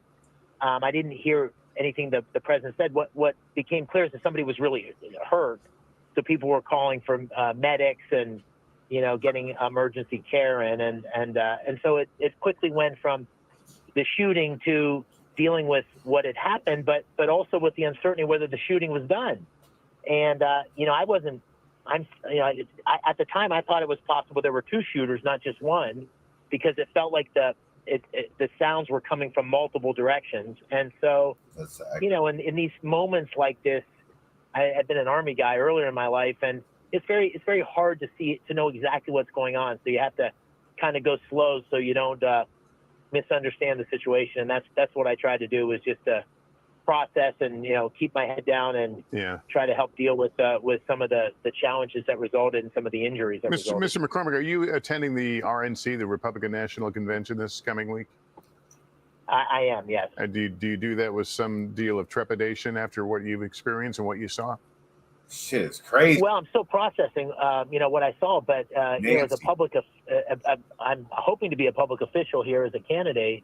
You know, one of the things you don't want your family to have to worry about is your safety. It's hard enough to be in political life. It's so nasty and difficult, but then to think that your life may be at risk is something that I haven't thought much about, but my family's certainly thinking about tonight. And I think probably all families of people that are in the public eye are saying, boy, this is a lot to ask. So I think it's a moment that I hope we all step back. Political violence has no place in our country. It's not a party thing. It's absolutely un-American, and you know, hopefully that's un-American. Will give us all pause and help dial down the temperature a little bit. Yeah, I think that probably is a bipartisan thought tonight. We've been hearing in reaction to all this. I think there is universal shock and disgust that this sort of thing would happen. Thank you, Mr. McCormick, for talking to us. We really appreciate it. Our investigative correspondent, Tom Winter, is back with us. Tom, you have some new details on how the shooting took place. What can you tell us? That's right. You were showing a video a moment ago, and maybe we can take a couple of seconds about how it was and pull it up. But we'll stay on this video for now. you see Trump looking over to his right. In this video right here that we're looking at of this kind of a tan building with the white roof, what's blurred out there is what is believed to be the body of the alleged shooter. To answer a question our colleague Jim Kavanaugh was asking before, it appears to me, looking at this video without the blur, that he is wearing some sort of a camouflage type pant. It's not clear to me whether they're wearing any sort of a tactical gear or not. In a separate video we're examining that we believe to be accurate, it appears that the Secret Service counter sniper team, so they're looking for people that might shoot at former President Trump or whoever they're protecting on that day, and they would be in a position to shoot at that person or at least spot them. It appears that they noticed this individual or at least are in the kind of looking in the general area, and it appears that they fire back in less than a second or so after the initial shot is fired. It's not clear, frankly, who fires first. So that's a little bit of detail. And according to our colleagues at NBCnews.com, and we're looking at the map now, they just put this together. It's you're looking at the location of where it appears the body was found and approximately where the stage is where the former president spoke today. And as they've done the math, there are approximately 148 yards between those two locations. So you can kind of get a sense of how all this went down, and grateful to our colleagues for bringing this up so quickly. So that's what we know as far as the location of this and the geography. As we get a better sense of what's going on. Separately, we understand now, and just got word from the FBI that Christopher Wray, who is the FBI director, has conducted a briefing right now of the National Security Council of the United States. He's briefed President Biden and National Security Advisor Jake Sullivan as well. So again, FBI Director Christopher Wray, now that the FBI has taken over this investigation, they're the lead agency, has briefed the President, National Security Advisor Jake Sullivan, and the NSC on the status of the investigation as best as the FBI knows it at this point. So all of this is happening as we've been speaking here and looking at these videos and examining what has happened, but obviously a clear picture. We are told by the Secret Service that rooftop, approximately 148 yards away, was outside of their security perimeter. So anybody going to this event, the people you see in the rally, in the foreground of this camera shot, in the background sitting behind Trump, those individuals would have been screened and gone through magnetometers and made sure that there was nothing. There's these bell towers on this church in my town right here. If you climb up to the top of those bitches and sit there, you can snipe any position. You can hit anything in our whole entire fucking town. Like, it's perfect. These guys suck. The shooters sucked. The fucking Secret Service were slow as shit and suck. Like, Trump just laying on the ground. No one ran in there for seconds. They're going to get talked to. I bet you these people are scared. I don't want to get shot. On their person, certainly no weapons on their person, that would have occurred. This shooting appears to have been outside of that location, and the question is going to be now is, did that individual have line of sight? Should the perimeter have been pushed back further? And what exactly happened leading up to this? So obviously continued questions. There are calls for Congress for briefings from the Secret Service. That'll take place in the coming days. The questions are being asked right now, and we'll see where all this goes as far as the security plan. And as I alluded to you earlier, as we all know, Trump has to make his vice president pick, or is expected to in the coming couple of days. That only ramps up how busy the Secret Service is, because that individual needs to get protection as well. And once Trump is the nominee, he would normally get the full protection on top of what he gets as a former president. Well, obviously now we can assume that from here on out, Trump will have protection in his rallies in the way that they're secured. We have to assume will change here almost immediately, Lester. All right, Tom, thanks. That map was very helpful to offer us a little perspective and kind of begin to piece together in our minds how this shooting took place. Let me bring in on the telephone Melody and Brent Hook. They were at this evening's So now the Secret Service, we're probably all up here and shit looking all around for snipers. So if I was a sniper, I would be right there. You know what I'm saying? This dude, I bet you, had an AR-15. and went pluck, pluck, pluck, pluck, pluck, pluck. He shot 7 times, and then someone shot again. The snipers could possibly have been up here, the sniper team, and this being lower. But this building doesn't even look like the building they were showing. Exactly. The building that they were showing. That's the first thing I thought, even without glasses. Looked like an OK Corral type store, like we have around here. They have those fronts, tops to them and shit. It looked like a store.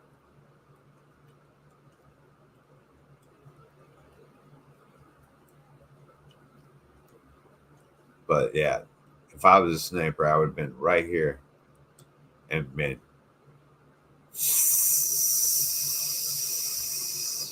boom! I would have blew that dude's eyeballs right out of the front of his face. Right? 148 yards away. I used to probably be able to throw a rock that far. Used to. I know. That's wind, though. You got to understand, most people aren't trained. Most people are just crazy fanatics, and then they buy a gun. And a gun that you easily can purchase is the AR-15. You know what I'm saying? And that is sniper possible from a certain distance. But without knowing windage and how to, dial in a fucking rifle and shit, you're going to miss every time. Like that dude plugged off 7 shots, shot 3 people, hit the president once, but where's all the other bullet holes? Like when he went behind the podium, there were several shots. So that would mean you would rifle down. I would have shot the whole front of that podium. You know what I mean? So it's a strange situation we got here.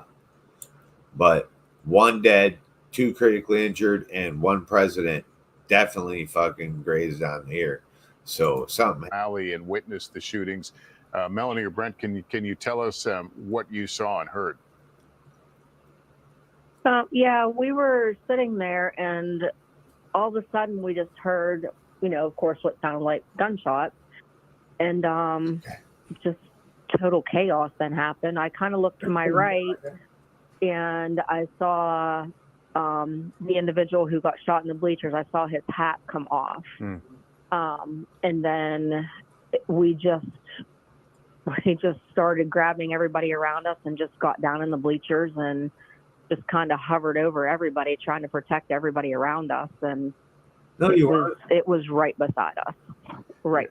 Yeah, there was as we see in the video, there was a lot going on. The tactical teams were moving, the team moving around the former president. At that point, did you know what to do? How to protect yourself?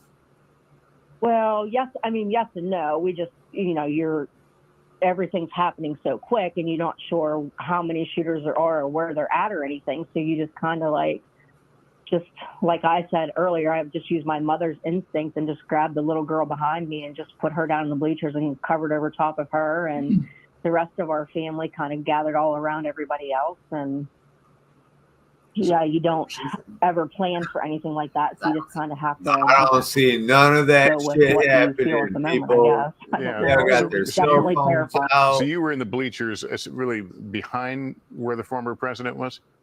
She's by that lady going, yeah, with the cell phone. We were off to the right. We were in the same set of bleachers where the guy was shot at. Oh my God. We were just a few feet from him. Is this somebody you had met or encountered?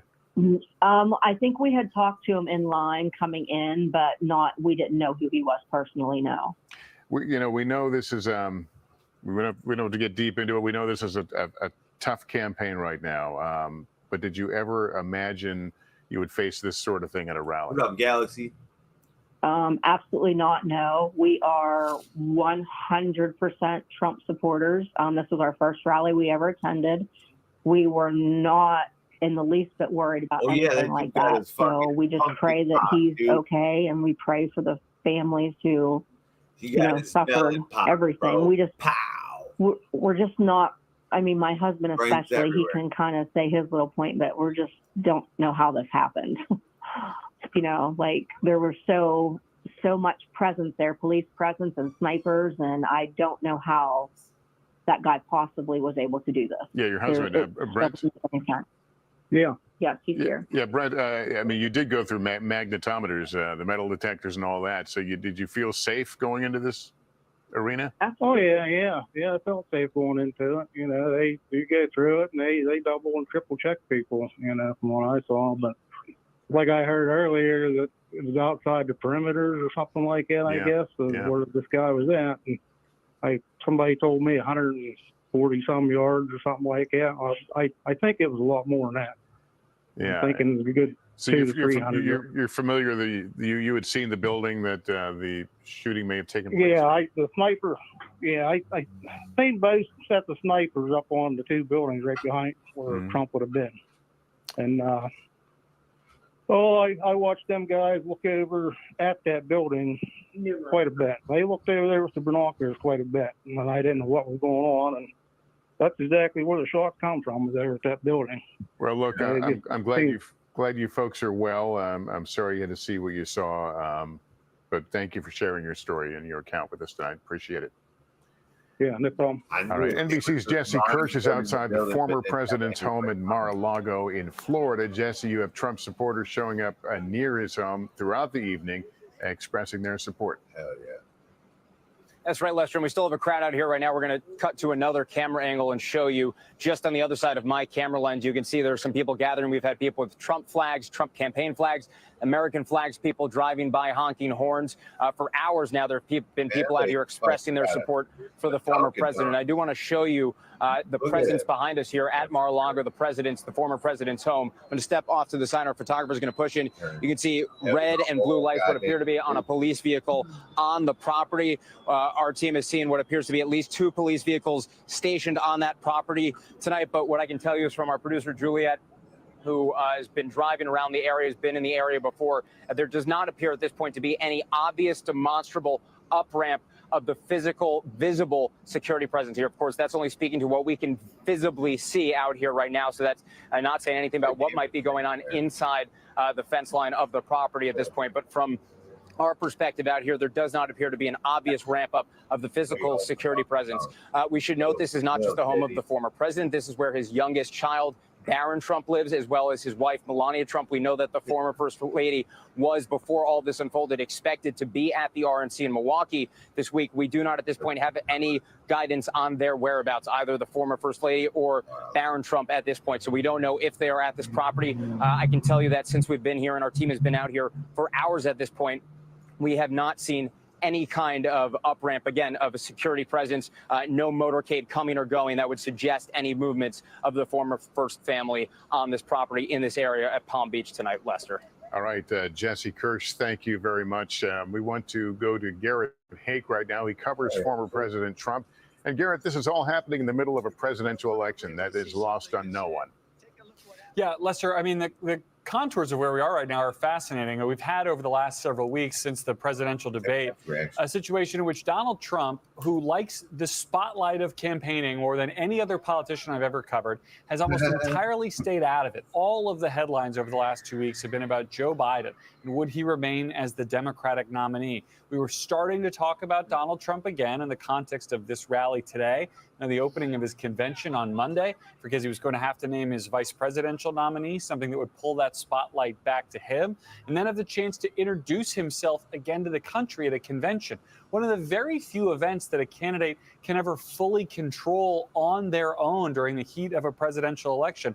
Instead, we find ourselves tonight, Saturday night, probably bleeding well into Sunday morning, in the exact opposite situation, an assassination attempt, something no candidate could ever possibly control, that's liable to completely upend the contours of this election. We know that the president and the former president have spoken tonight in the aftermath of this, and we know that the RNC, according to the organizers and the former president's statement that appears in his name, seems to indicate at least, will go forward on Monday in some capacity. But what the speeches will be about, what the kind of contours of this campaign will be, how voters will react to seeing a nominee for a major party escorted off stage by Secret Service, covered in his own blood. I mean, this is just not something that modern voters have had to grapple with. When I'm talking to people tonight, not just my sources, but sort of the normal people in my life consuming this all, there is so much shock and anger and sadness that we are in this place as a country. And we're in this place in July. How this all changes over the next couple of months, when especially we now know the House of Representatives, at least, if not the Senate as well, will be investigating this shooting. We'll be talking about it for weeks, if not months. So the motivations behind the shooter, when we find out what they are. I mean, there's just such a butterfly effect moment to have happen in what's normally the doldrums of summer pre-convention in a presidential election that now could shape much of the next several months of this race. Yeah, you say that, and I had to think for a second. You're right. We are in July, and this is normally a period where we get a little bit of a breath before heading into the meat of the campaign, but not to be. Thank you, Garrett. NBC's Vaughn Hilliard has been covering the Trump campaign. He joins us now from the RNC at the Convention Center in Milwaukee. I assume that a lot of the delegates have already arrived, and the word is circulating. Oh shit, there, buddies. Fucking presidential assassination.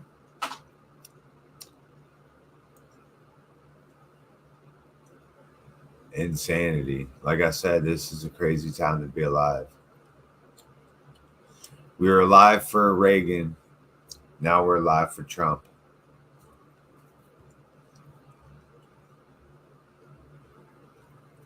Yeah, see, these guys are the ones that took him out. See, they're scoping everywhere, looking all around and shit. But see, they look like they're on the building that they were talking about.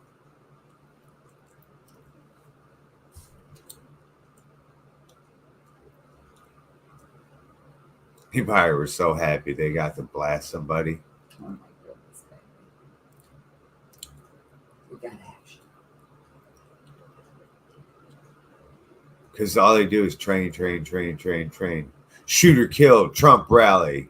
Dun, dun, dun. Fucking shit, man. Only in fucking 2024, people.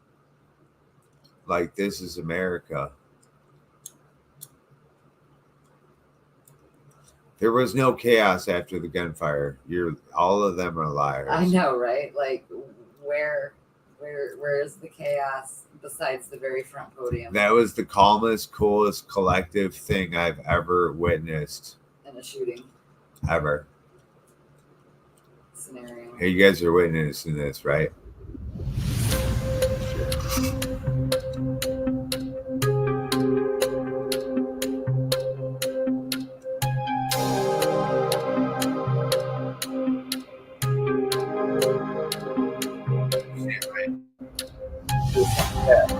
Fuck is this?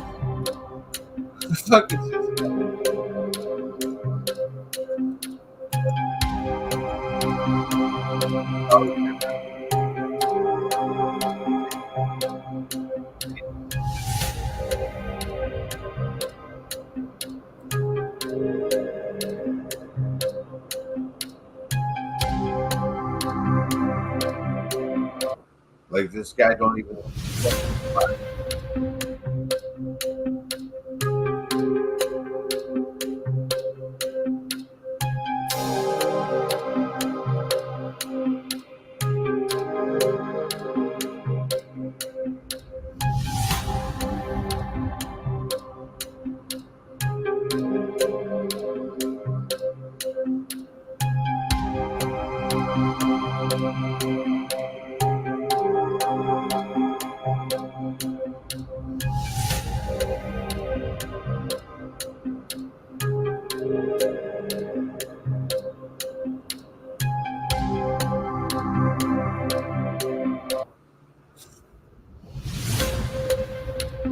Checking on oil again today. I was wondering if Oil? Yeah. Where is it today? Well, I was wondering if you. No, where's the price? Give me the price. I'm not sure, to be honest. How can you ask a question when you don't know the price? I'll look it up for you. Okay, let me do somebody else. Go ahead. Checking on oil again today. I was wondering. Yo, look at this. What is Stop it? this. 85. Yo, do a kickflip. Oh, hell no. Do a kickflip. What's he doing? $85 a barrel. Yo, valid. Yo, look at this guy. Stop for a sec.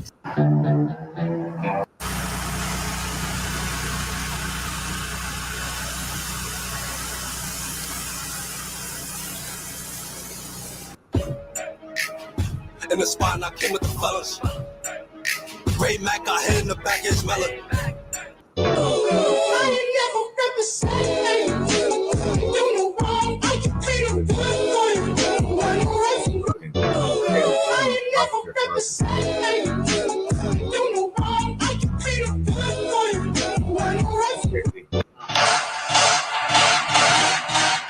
This is great.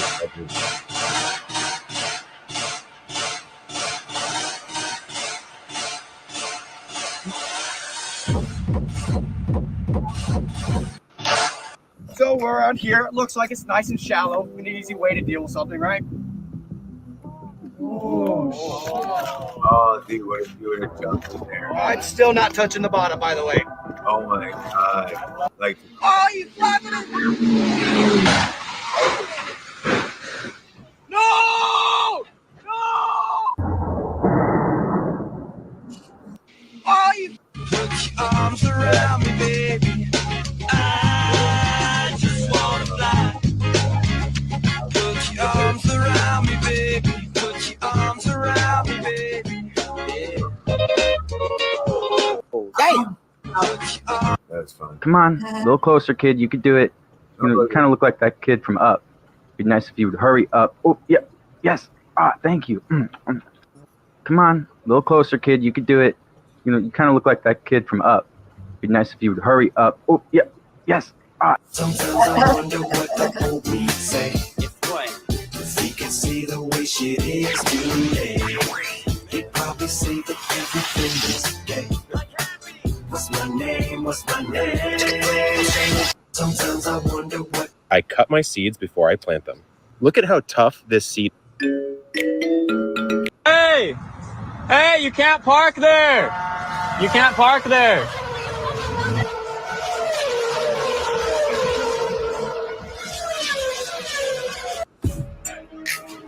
In the spot, and I came with the fellas. Breathe. Fuck yeah. That's scary. He's jump off the fucking building.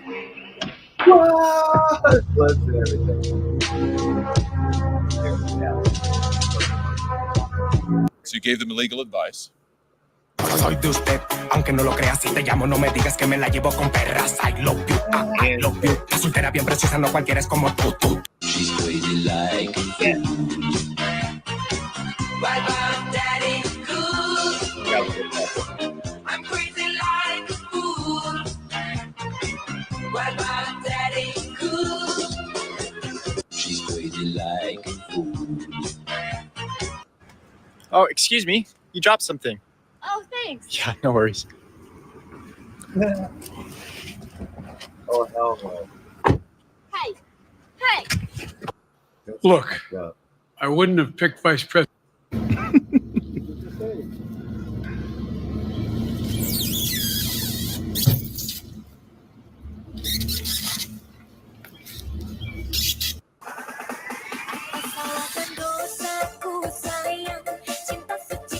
What happens back when we went to Thailand? Excuse me, sir. I just wanted to tell you that They just got 2 good seats and they ain't really producing. I found a crack in my pipe. Hey, this is Cannabis 3.0. That motherfucker's way back there. Yeah. Oh shit. Oh. Ah. Fuck someone up. What's up? Hey. God. It's like, yeah, so that's call the cops on you, you understand? What? You ride that motorcycle in.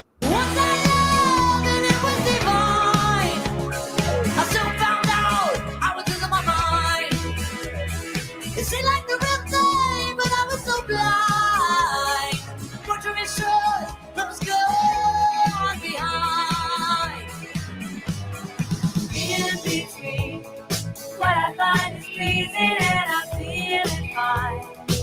is so confusing, there's no peace of mind. If I fear I'm losing you, it's just no good. You cheat like never. Pick up truck? That's yours. Huh? That's $6,900.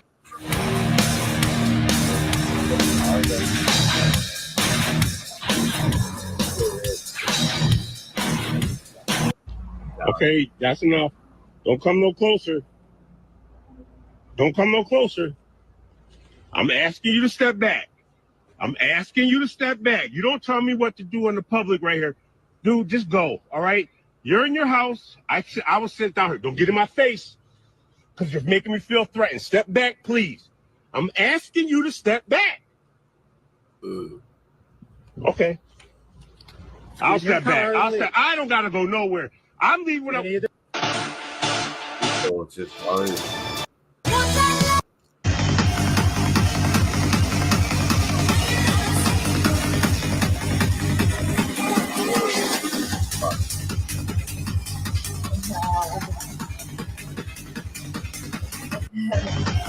My loneliness is killing me, and I must confess, I still believe. When I'm not with you, I lose my mind. Give me a sign.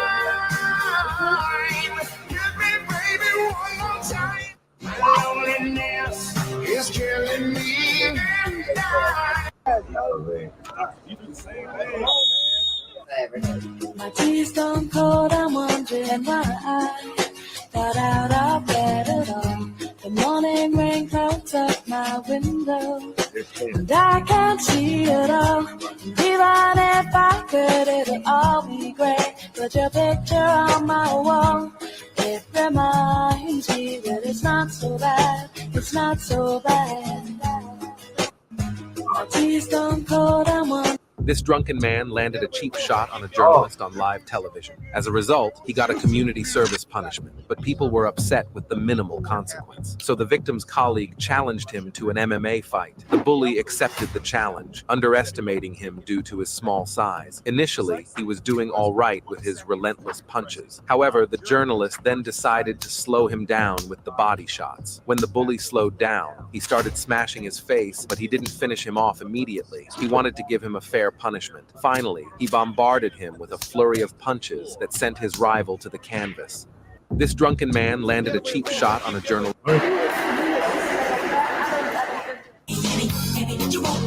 Hell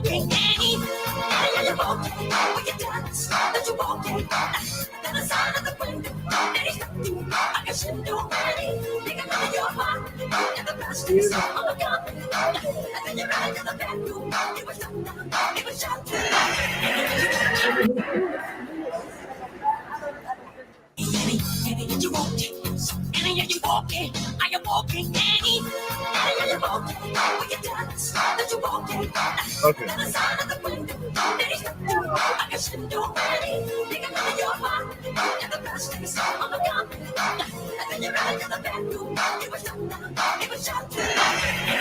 Yeah.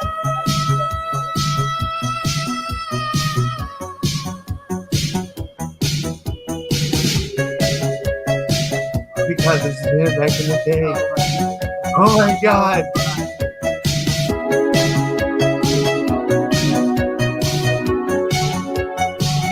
He's like, oh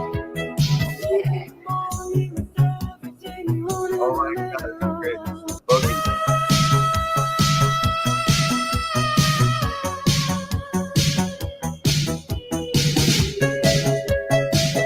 Oh my god.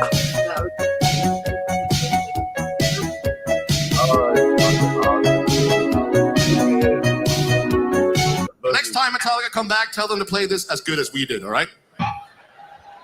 And I'm all in it too, and Ellie.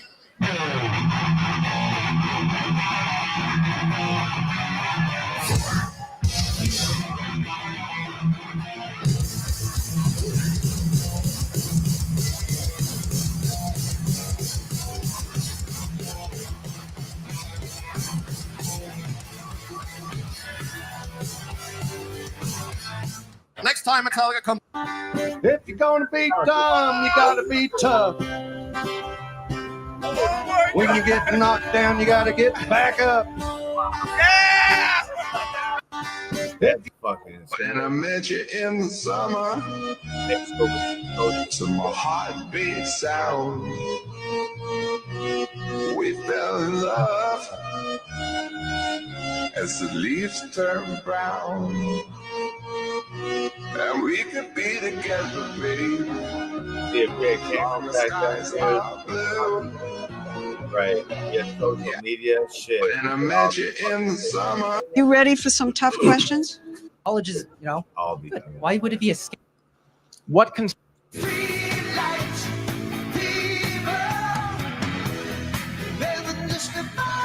that quick though. Walking, are you walking, Annie? Are you walking? Will you tell us that you're walking? Then the sound of the window, then he stopped you.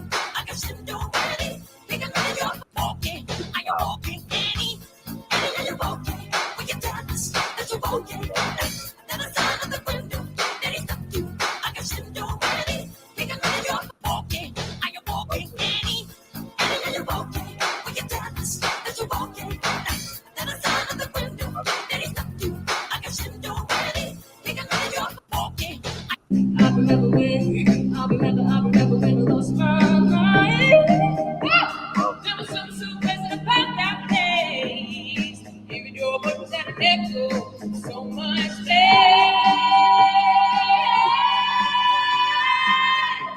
I remember. Dude, this looks like our fucking Saturday, all their concerts. Damn, we missed it. This looks like the Saturday concert.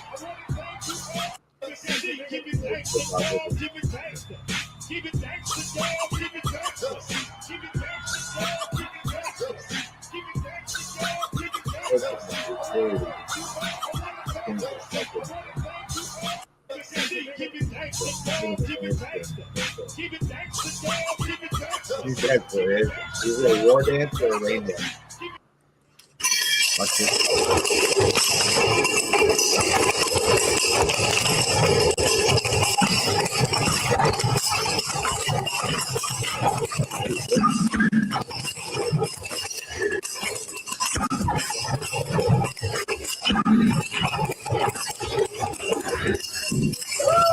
Ooh, that was great. Ah, hell no. Shit. Oh my god, that was just like too good. You don't want it. You don't want it. Shine bright like a diamond. Take out the shooter's face. Shine bright like a diamond.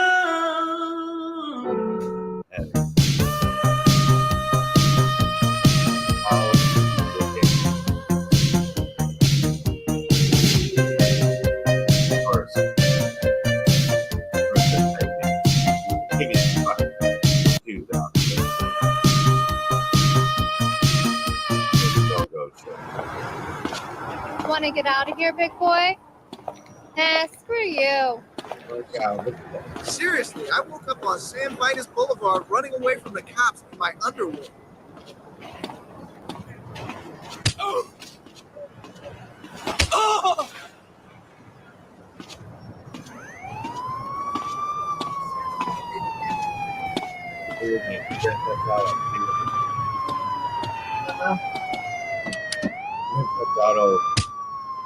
Graphic thing. Hey! That's my car!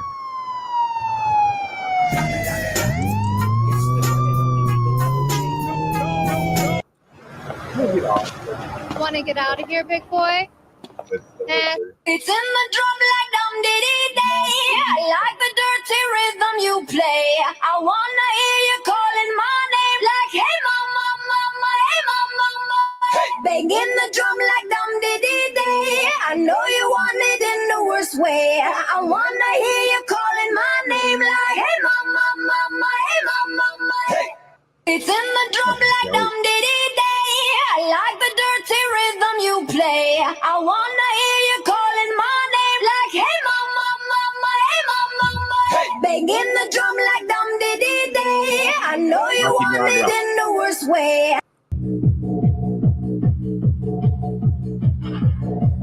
Sorry, it's fine. The closest speaker there.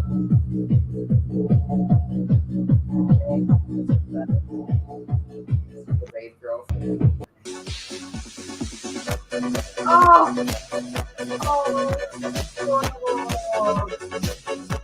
How that kid was with his dad. Like, I can't. Sometimes I wonder what the old me.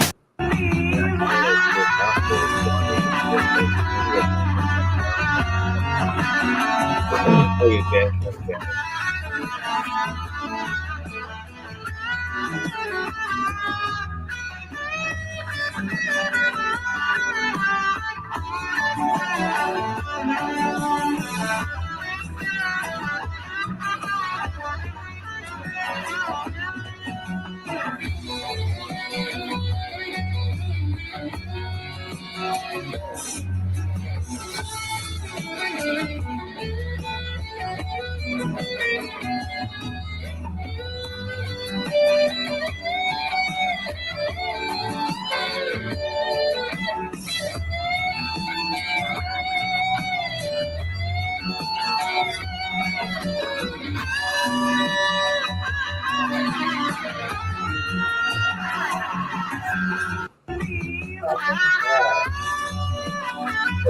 After famous Mexican TV reporter Azucena Uresti spoke in favor of Michoacan self-militia groups defending their towns from brutal Jalisco New Generation cartel takeovers, she got the attention of CJNG's leader, El Mencho, who became enraged and filmed a personal death threat video for Azucena, posting it online and quickly going viral in Mexico. No estoy en contra de la libertad de expresión. Do you like spending money?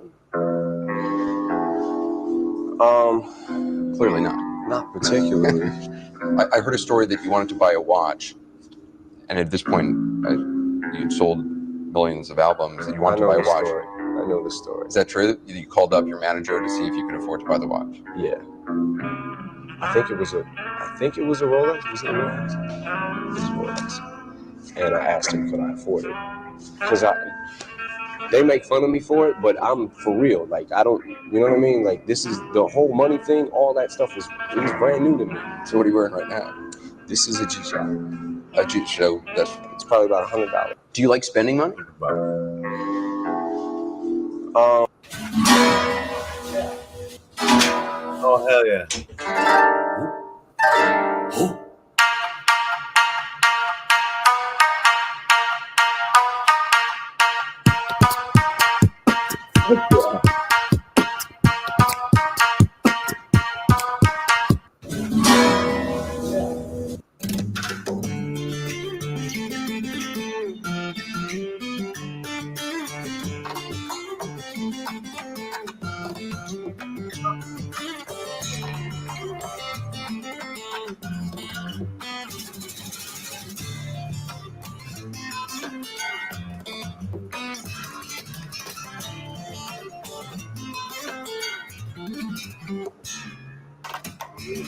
He fucking tuned it right there, dude. Holy shit.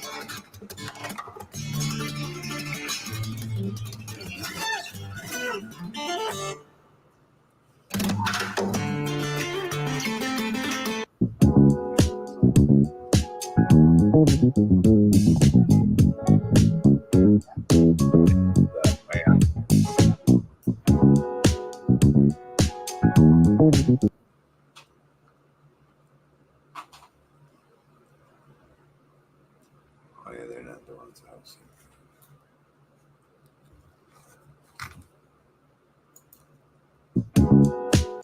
Check out.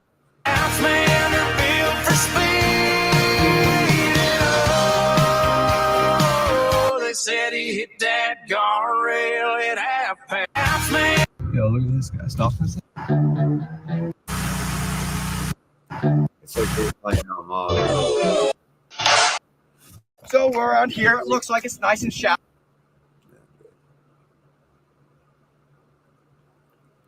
I'm good with it. Get the fuck out of here. Get the fuck out of here. Yeah. How you guys doing? Happy Saturday night. Happy Saturday. want to take puppy out or something. It's 71 degrees. Amber's making eyeballs. Look at them all. Little eyes. Tons of eyeballs. That's cool. 1, 2, 3, 4, 5, 6. Enough for 6 so far. Fucking insanity, man. Someone tried to kill the president. Wild. Wild days we're in right here, people. Mm-hmm.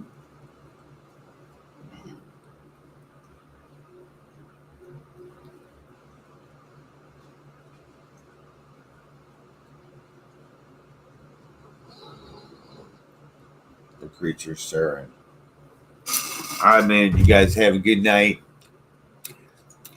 Have a lovely evening. Amber doesn't look like she wants to move. She's cozy. She looks like she's cozy. I am.